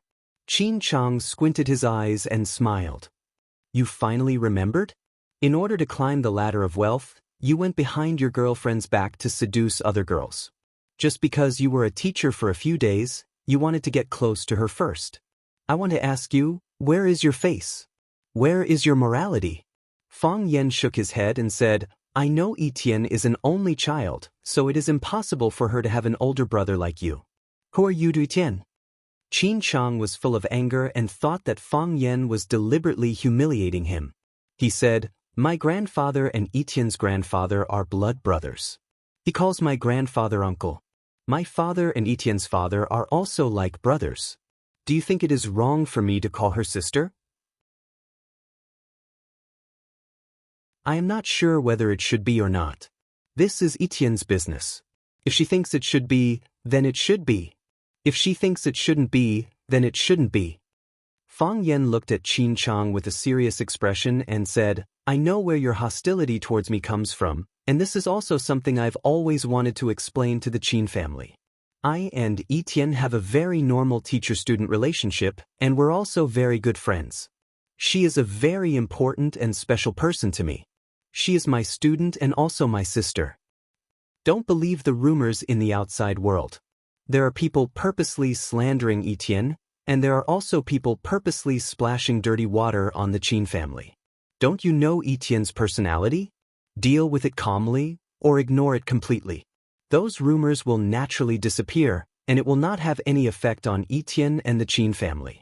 If you deliberately cause trouble today, or if there is a conflict between us, it will instead arouse the curiosity and passion of the bystanders. They will start to pay attention to this matter again and reinterpret the relationship between me and Etienne. Qin Chong, you are a smart man. You should know what is best for all of us. Don't scold me and I won't hit you. We will pretend to be friendly and drink, suppressing all the anger in our stomachs. Let those malicious rumor-mongers' plans fail, let their wishes fail, and make it seem as if nothing had happened. What do you think? Qin Chong no longer sneered. Instead, he thoughtfully looked at Fang Yan's face. After a long time, Qin Chong finally sighed and said, no wonder there are such rumors. No wonder the Qin family's Qin Etienne, who is as arrogant as a queen, has a special liking for you. You are indeed a very powerful person. Fang Yan waved his hand and said, even if you want to cooperate with me, you don't need to make me sound so good. If you act too intimate with me, it will cause the bystanders to misunderstand and think that I have some kind of unspeakable relationship with Etienne. This isn't something hard for me to accept. After all, It is a great honor for any man to have a scandal with Etienne. However, this isn't fair to Etienne. She's not a casual person. But Fang Yen, what do you take me for? What do you take our Qin family for? The smile on Qin Chang's face was a little cold and sinister. He looked at Fang Yen as if he was looking at an idiot. Your asshole behavior has tarnished the reputation of my sister and the Qin family. Now you are telling me not to be angry and not to be angry. If I do that, it will confirm other people's suspicions and let the bad people's plan succeed. Is this what you want to say? Fang Yen thought about it and nodded. It sounds quite shameless, but it is true. Don't scold me and I won't hit you. We can live in harmony. Fang Yen pointed at the red wine on the table and said, there is still half a bottle of flame snake here. It was sent by your fiancée, Miss Li Junling. If you don't mind, we can sit down and have a drink. What do you think? If I don't scold you, you won't hit me? Qin Chang looked at Fang Yen and asked. That's right, I said that. Fang Yen nodded. You mean that you are going to hit me? If you don't scold me, why would I hit you? Fang Yen laughed and said, people who practice martial arts have martial art morality as their top priority. They are kind and benevolent. They pay attention to etiquette. They cultivate their character and abandon tyranny. Help those in need, drive away evil, and support righteousness. Don't fight for power. Do good deeds and you will be blessed. Accumulate virtue and you will be remembered for 100 generations. This is the martial art morality family motto that we must memorize before we learn martial arts. We will not easily hit people unless we have no other choice. You little bastard. A young man behind Qin Chang was more angry. He scolded, try and touch us. But Fang Yen suddenly raised his right leg and did a beautiful horse split kick. The cloth shoe on his foot heavily slapped on the man's forehead.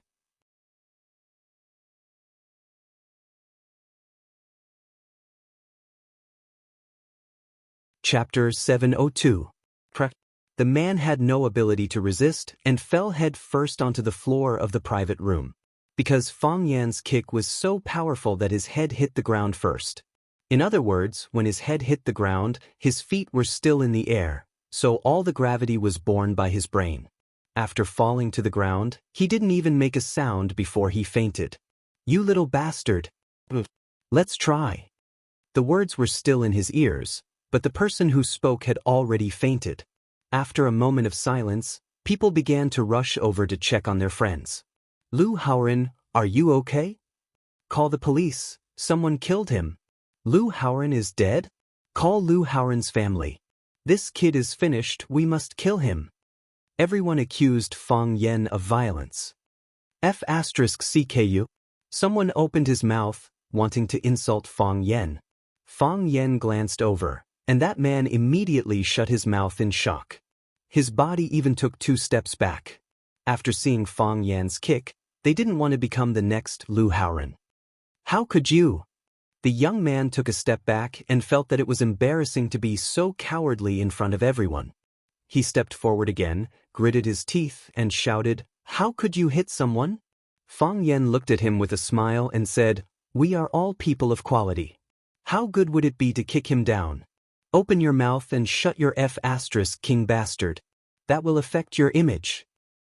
Qin Chang stared at Fang Yen with sharp eyes and said, Fang Yen, is this your attitude when dealing with things? I'm going to disappoint you again, right? Fang Yen said. It's strange. There are always people who think that I should admit defeat, apologize, and take a step back to make peace. But I'm clearly not wrong. Why should I admit defeat? Why should I apologize? Why should I take a step back to make peace? If I take a step back the first time, there will be a second time, a third time, and even retreat will become a habit, an instinct. In that case, I may lose the courage to take a step forward forever. Qin Chang glanced at Lu Haoren on the ground and said, so, in order to show your courage, you directly knocked him out. I didn't hit him to prove my courage, Fang Yen said. When he scolded me just now, he asked me to touch him. So I touched him. He was shouting so loudly. You should have heard it, right? Fang Yen said. Fang Yen. Qin Chang adjusted his glasses like an enraged leopard. His abdomen was buzzing, and he shouted Fang Yan's name in a low voice. When Li Junling saw the conflict between Fang Yan and Qin Chang, he hurriedly tried to mediate.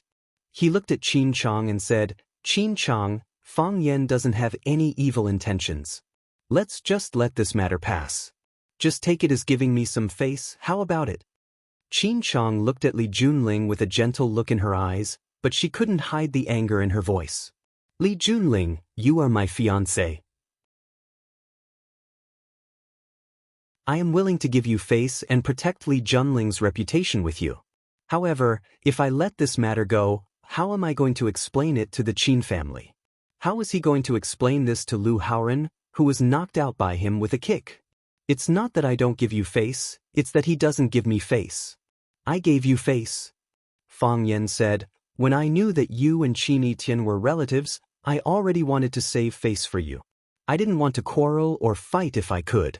I also said at that time that if there was any conflict between the two of us, it would confirm the bad rumors in the outside world, which would be bad for Etian and your Qin family. And the result?" Fang Yan pointed to Lu Haoren, who was lying on the ground, and said, "I don't know how you will fight back when others call young Master Qin Chang a bastard." "Fang Yan, don't go too far. But he called me a bastard, so it's natural for me to kick him. Do you think it's too much? It's his fault for insulting others. But he is still young, and it's understandable for him to be impatient." Qin Chang helped Lu Haoren explain. This sentence was said to Lu Haoren, who was in a coma, and also to his friends who were still awake. At least, he wanted to let them know that he was on their side. Moreover, he was trying to help Lu Haoren get out of the blame.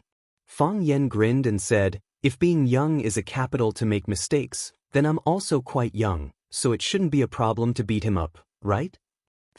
Jiang Qin and Yuan Lin were originally worried that teacher Fang Yan would be at a disadvantage, and their faces were as bitter gourds on the vine. When they heard Fang Yan shamelessly say that he was also very young, they couldn't help but laugh. This was the Fang Yan they knew, this was the Mr. Fang they knew. Mr. Fang, he really had to come out. 3 years of silence, 3 years of suffering, finally all passed. Not only Jiang Qin and Yuan Lin, even Li Junling's little face was twitching. She couldn't help but want to laugh, but because of Qin Chang's identity, she could only suppress it. Therefore, the skin of her slender neck was squeezed into a light pink, and the blue tubes were also slightly protruding, faintly discernible. Qin Chang was infuriated by Fang Yan. He had come into contact with countless people and had many conflicts with them or backstabbed them. However, he had never met a scoundrel like Fang Yan who pestered him endlessly. When facing Fang Yan, he was like a mouse trying to pull a tortoise. He didn't know where to start. The tortoise retracted its head into the tortoise shell, and Fang Yan, because every part of him was extremely sharp. He was shameless and had no bottom line. Scolding him was a compliment, and he might not be able to beat him. Fang Yan looked at Qin Chang and said, "I understand how you handled it, and I hope you can understand my situation. Qin Etian and I are innocent. People outside are tarnishing his reputation, tarnishing the reputation of your Qin family, and you also want to tarnish your own reputation? Don't try to scold me, I will beat you. Don't try to beat me, you can't beat me. And don't try to scare me with the tiger skin of your Qin family. Do you know Jiang Junling? He has disappeared without a trace. That's because he doesn't dare to come out to see me. When he comes out, I will still beat him. Even Jiang Junling can't do anything to me, what can you do to me?" Fang Yan. Qin Chang was already beginning to gnash his teeth.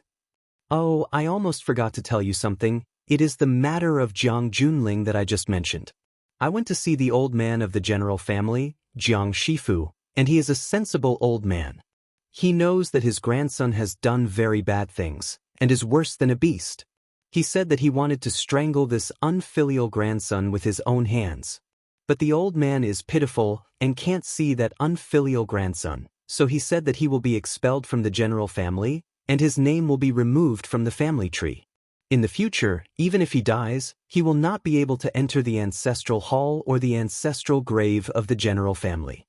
He will be a lonely wild ghost for all eternity. It had to be said that the news that Fang Yen threw out was extremely shocking. Qin Chang was so shocked that he couldn't speak, and the others all opened their mouths wide in disbelief. You are saying that the old man was expelled from the general family by Jiang Junling? What bad things did he do? Why did the general family remove him from the family tree? That's impossible, right? But Jiang Junling hasn't appeared for a long time, and now the one in charge is the general family's Major General Jun Xing. Qin Chang stared at Fang Yen with a sharp gaze, and asked in a serious tone, "Is what you said true?" He felt very sad and a strong sense of defeat. Who was he? He was the Qin family's flirtatious little prince, the most beautiful existence among the flowers. He was smart, knowledgeable, elegant, charming, loved and liked by everyone. No matter where he went, he was the focus of the crowd. But today, he felt that he was the focus, a dessert that was scorched by the big sun that was Fang Yen. Fang Yen was a dazzling sun, and his light shone everywhere. In front of him, Qin Chang couldn't gain any advantage, and instead he lost face. Once this matter was over, he didn't know how Li Junhui would look at him. Fang Yen nodded and said, "It's true.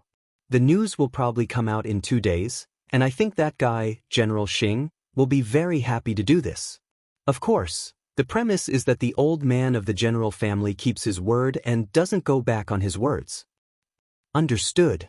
Qin Chang looked at Fang Yen with a deep gaze and said, "I still have to say that this is not the reason for me to back down. You have a girlfriend, and her name is Yi Ro, right?" "Yes, she is my girlfriend." Fang Yen nodded. Yi Ro was his girlfriend, which made him feel warm in his heart. Whether one person asked him or a million, he would proudly say, "Yes, she is my girlfriend." "You just said that Qin Etienne is your student, and also your sister, is that true?" "Yes." "Since you already have a girlfriend, and you only treat Qin Etienne as your sister," Qin Chang's mouth showed a cold smile and said, "Can you promise to everyone here that you will never pester Etienne again, and will never be a couple with her? Can you do it?" Fang Yen didn't answer immediately, but looked thoughtfully at the man standing in front of him. He was a Casanova and a master at picking up girls. This was something that she was certain of when he first arrived. Only now did Fang Yen realize that he was a smart person. He was even smarter than he had imagined. "I don't have a brother." A cold and arrogant woman's voice came. "So, I am no one's sister."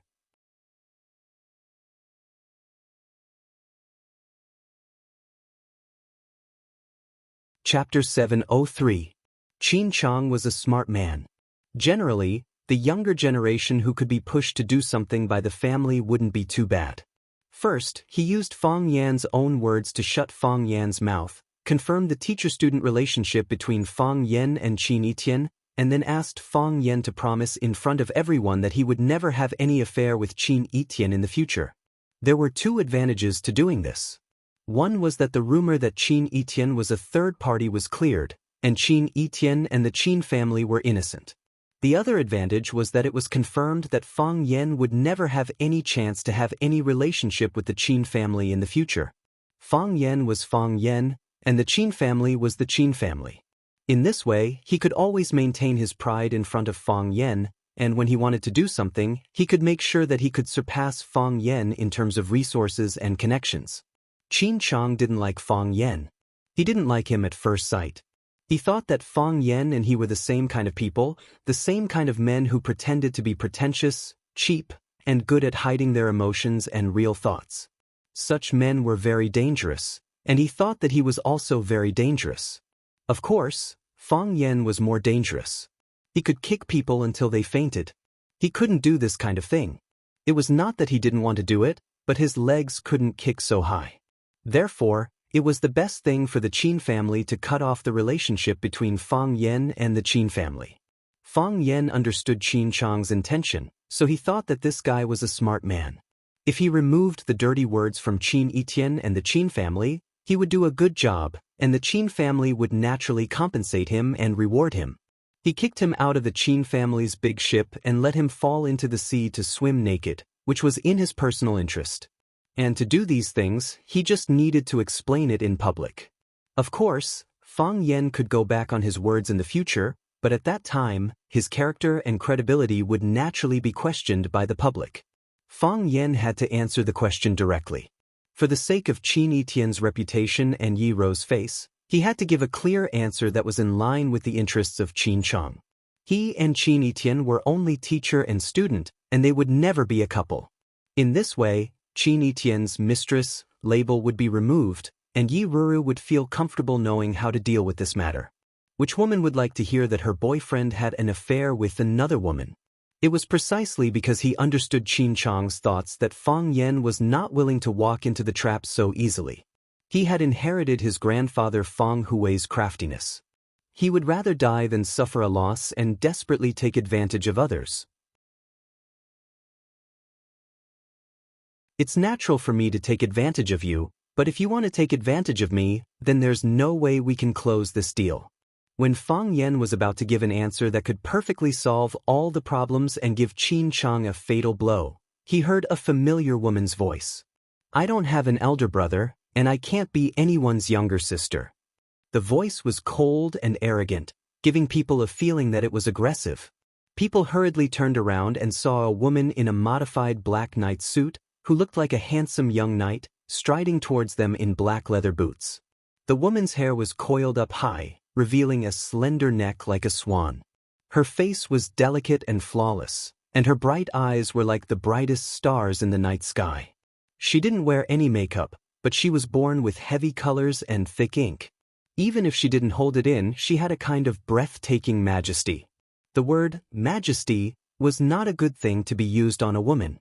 However, when it was used on this woman, it made people feel that it was a matter of course. She walked so simply, as if she was leading an army of thousands of horses. Everyone who saw her felt an oppressive sense of urgency. Aura. This was the legendary aura of a person. Because the private room was already crowded, she stopped at the door of the private room. She looked through the crowd and unscrupulously fixed her eyes on Fang Yan's face. She said, I'm not your sister, and you're not my brother. Fang Yan touched his nose and smiled bitterly. Why is this young lady here? It couldn't be cut, and it was messy. It seemed like things were going to get more and more complicated this time. The arrival of Qin Etienne naturally attracted countless people to watch. Not to mention her current status in the Qin family, just the title of the first beauty in Yanjing was attractive enough.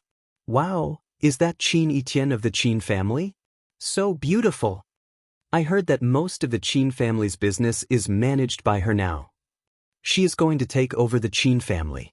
I don't understand why she wants to be a mistress. Who is qualified to let a woman like her be a mistress? Could it be the one from the Jiang family? Qin Chang did not expect to meet Qin Etienne here. Although he was a few years older than Qin Etienne and could indeed be considered as Qin Etienne's brother, he was still a little timid in front of Qin Etienne. He smiled and said, Ian, why are you here?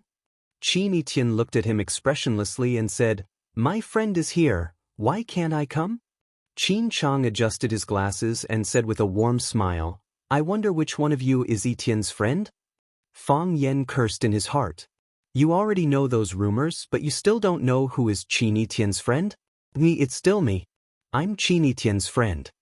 Except for those who are not my friends, the rest are my friends, Qin Etienne said. Qin Chang said with a serious expression, Ian, if it's someone else, I won't say much. But there are some very bad rumors in the outside world, which are very bad for your image and the Qin family's reputation. I think it's necessary for you to avoid suspicion. Qin Etienne looked at Qin Chang and asked, Are you saying that I am Fang Yan's mistress? It's good that you know this. Anyway, I think those rumors are groundless. You can't say that it's groundless, Qin Etienne said. Fang Yan's brows twitched. He had a bad feeling about this. Before he could stop it, Qin Etienne had already continued, I really like Mr. Fang. Everyone turned to look at Qin Etienne in disbelief.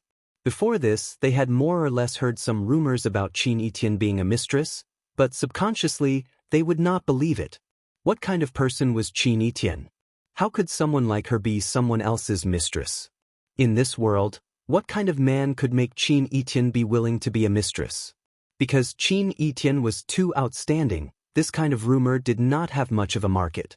However, no one expected that the person involved, Qin Etian, would appear here today and admit it in front of them. I really like Mr. Fong. She said this sentence matter-of-factly without hiding it. It was as easy as reaching out and plucking a fruit from a tree. Qin Chang panicked and said, "How can you say something like that? Do you know what this means?" "What does it mean? Does it mean that I like him?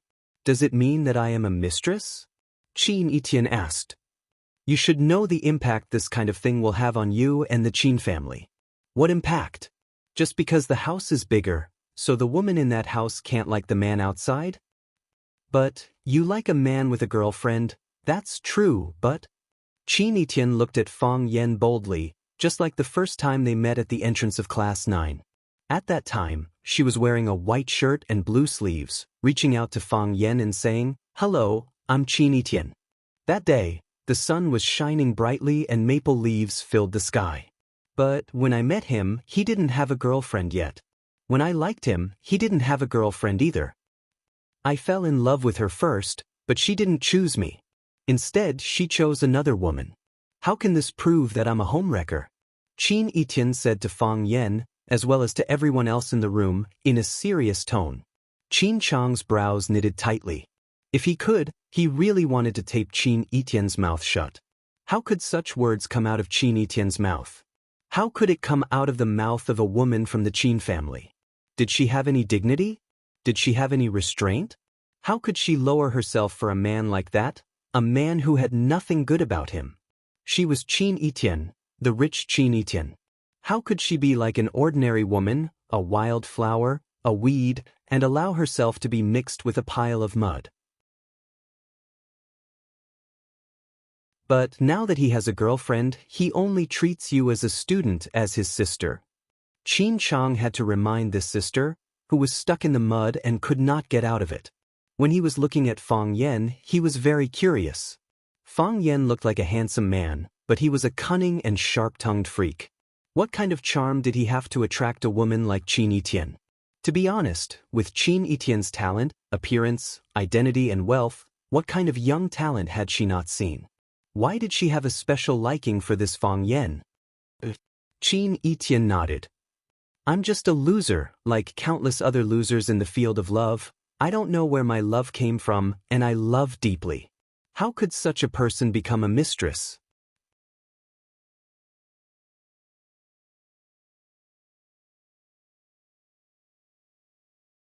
Chapter 704. Love came from nowhere, but it went deep. Fang Yen stood there, looking at this proud girl who was loved by many people. He felt like he had just eaten an unripe plum. It was sour and sweet. Everyone had vanity. Fang Yen had to admit that he was very happy to be pursued and liked by Qin Etian, who was excellent, beautiful, and one in a billion in terms of family background and ability. Even if all the beautiful words were used on her, Fang Yen would not feel that it was too much. It was a sweet feeling. However, Fang Yen already had Yiro. He already had his destined girl. He and Qin Etian could only be teacher and student, friend and confidant. That was all. He appreciated the girl's love and was touched by her true feelings. However, they could only be two passers-by who were not destined to be together. You met me and I met you. Then they passed each other. At the beginning, they might miss each other. However, as time went by, they gradually lost each other's information. Then the familiar face in their minds gradually became blurred. One morning, they suddenly woke up and felt that they had lost something. However, they just could not remember what they had lost. At that time, they completely disappeared from each other's lives. It was as if they had never met each other. This feeling was so sour that it made people want to cry. Fang Yen did not know how to respond to Qin Etian's words. Even Qin Chang did not know how to respond to Qin Etian's words. She was so straightforward and did not hide her feelings. She knew it was wrong, but she did not know how to criticize her.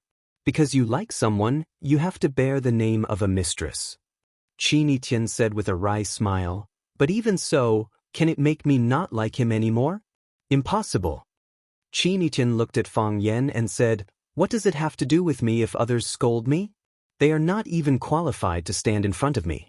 How can I care about their opinions? Of course, I don't like to be bullied, so I might not be able to take revenge on everyone, but I will take revenge on people I don't like. Those who insulted me, I'll let them seek their own humiliation.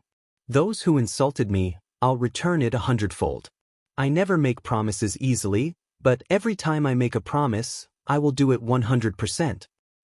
Everyone looked at each other and then looked at Qin Etian in horror. They knew that this was a threat, but they had no choice but to accept it. She was Qin Etian. Whether it was asking for humiliation, or paying it back 100-fold, it was not too difficult for her. She could do it. However, Qin Etian was a little abnormal today. Although Qin Etian was extremely intelligent and every business operation could be called a miracle, he was kind to others and was willing to make money with everyone to achieve a win-win situation. Whether it was her business partners or her employees, they all spoke highly of her. Some said that she was a real aristocrat, and some said that she was like a princess.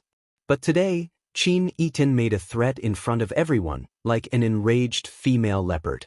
Their eyes shifted to Fang Yan's face. Could it be that everything Qin Etian did was to protect her lover? Qin Chang was not old, and most of the people who played with him were also very young. They were the same age as Fang Yan, but at this moment, their hearts were filled with envy and jealousy towards Fang Yan. To be able to make the goddess in their hearts so wholeheartedly protect a person, even if they were to become ghosts, they would still be happy.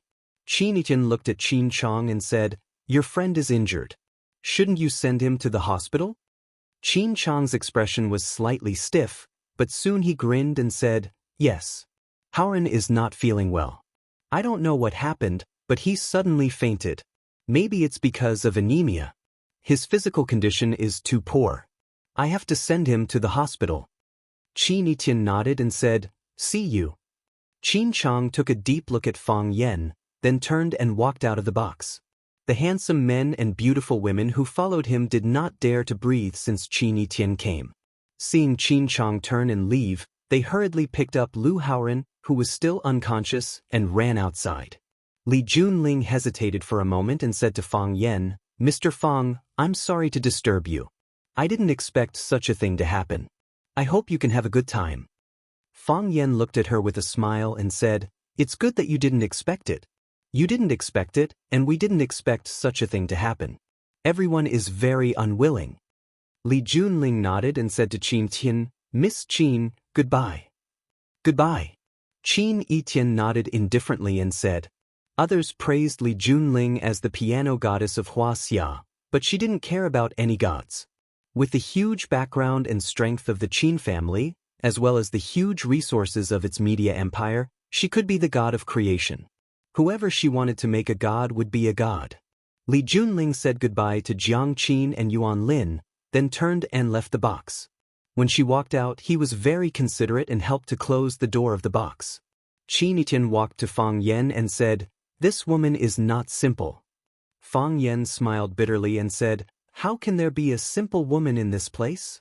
Qin Etian was sure that Fang Yan understood the situation, so he didn't say anything more on this topic. He looked at Fang Yan and asked, "What were you going to say just now?" "I haven't thought about it yet," Fang Yan said. "Is everyone in the Qin family so powerful?" "There are a few very powerful people in the Qin family. You should be careful when you meet them in the future. Qin Chang can only be regarded as a medium talent. His purpose is too obvious, and he is eager for quick success.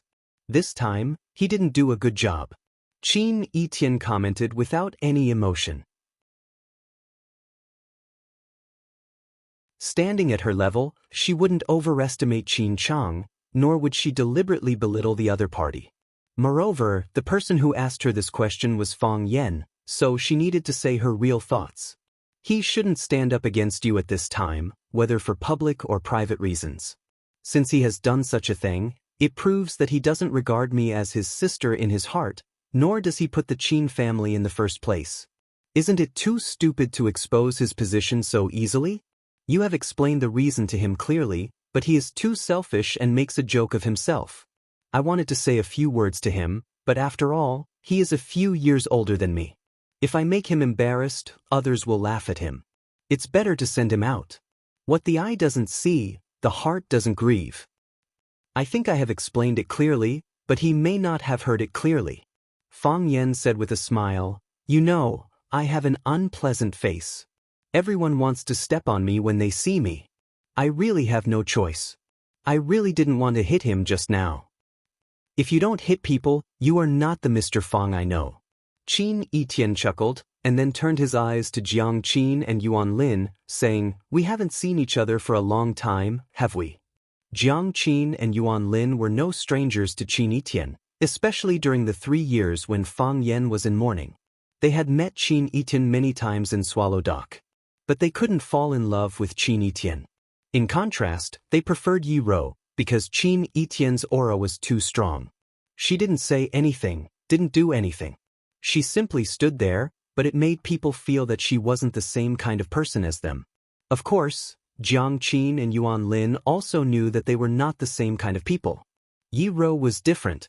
Although she looked cold, she was extremely kind and gentle. She would teach them all kinds of knowledge, ask people to prepare delicious food for them, and take care of them at the right time. They knew that Qin Etian and Yi Ro were competitors. If they had to choose, they would naturally support Yi Ro. Of course, no matter whether it was Qin Etian or Yi Ro, Jiang Qin would not support them. She only supported herself. When Qin Etian first came, they hadn't thought about how to greet Qin Etian. Now that Qin Etian took the initiative to greet them, they felt flattered. It was like this every time. Every time Qin Etian greeted them, they would feel flattered. It was as if an amazing person suddenly took the initiative to talk to them. It was a sudden surprise. Many times they reflected on this mentality. They felt that there was no need to do this. They were already very familiar with each other, and they were already friends. Qin Etian was amazing, and they were doing well. However, when they met again, that feeling would be even stronger. It was also because of this mentality that they could never be friends with Qin Etian. Friends were equal. It was natural. If a friend said something to you, how could you still be friends with such a surprise? Sister Etienne. Jiang Qin looked at Qin Etian and said with a smile, "Long time no see. I didn't expect to see you here." Sister Etienne, you're getting more and more beautiful. Yuan Lin also said with a smile, "Since Mr. Fang is here today, let's celebrate and have a few drinks." Qin Etian nodded and said, "Of course. I haven't drunk in a long time. Moreover, I said so many embarrassing things just now. If I don't drink some wine, how can I tell others that I speak the truth after drinking?"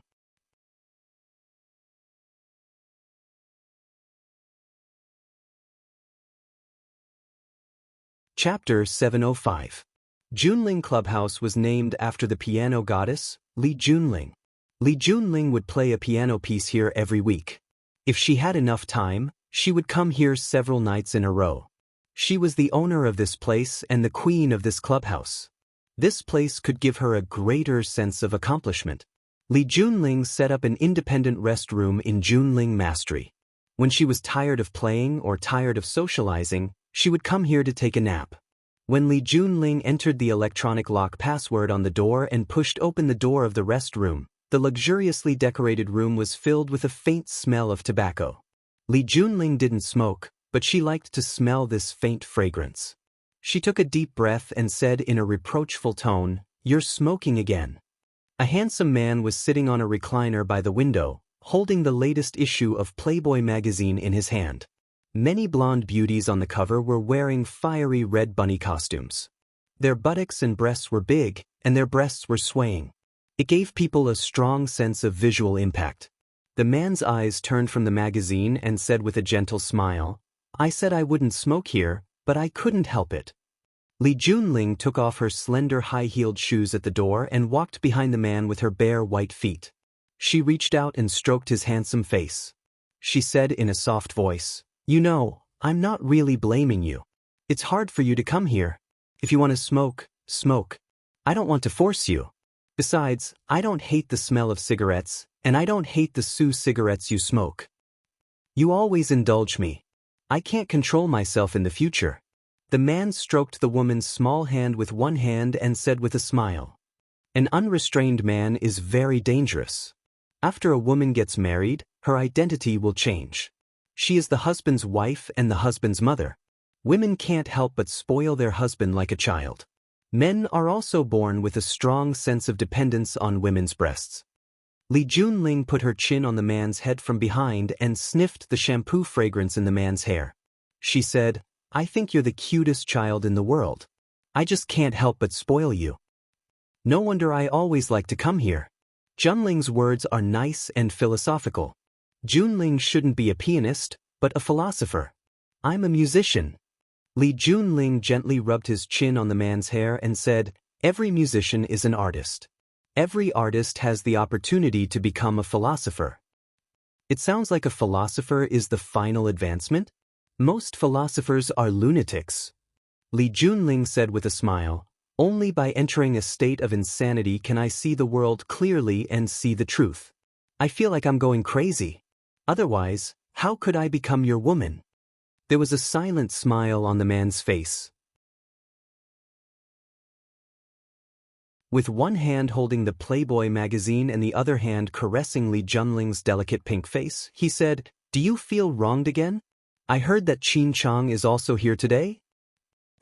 Li Junling straightened his body and said with a smile, "He is my fiancé. Isn't it natural for him to visit me?" "That's to be expected." The man sighed softly and said, "The man of the general family cannot marry the woman of the Qin family, but he stole the woman of the man of the Qin family. Tell me, is this fate?" Li Junling sighed softly and said, "Of course, Li Junling can't compare with the woman of the Qin family. Qin Etian also came just now. I've long heard of her name, and it's not the first time we've met. However, when she walked in, I still felt a strong sense of oppression. Maybe it's not just me. Everyone who sees her feels the same way? Have you experienced that kind of feeling? She's like an ancient queen. When she walks over, all the subjects have to bow or even kneel down. They don't even dare to breathe loudly. Even flattering words are really unnecessary. It's a kind of disrespect to her.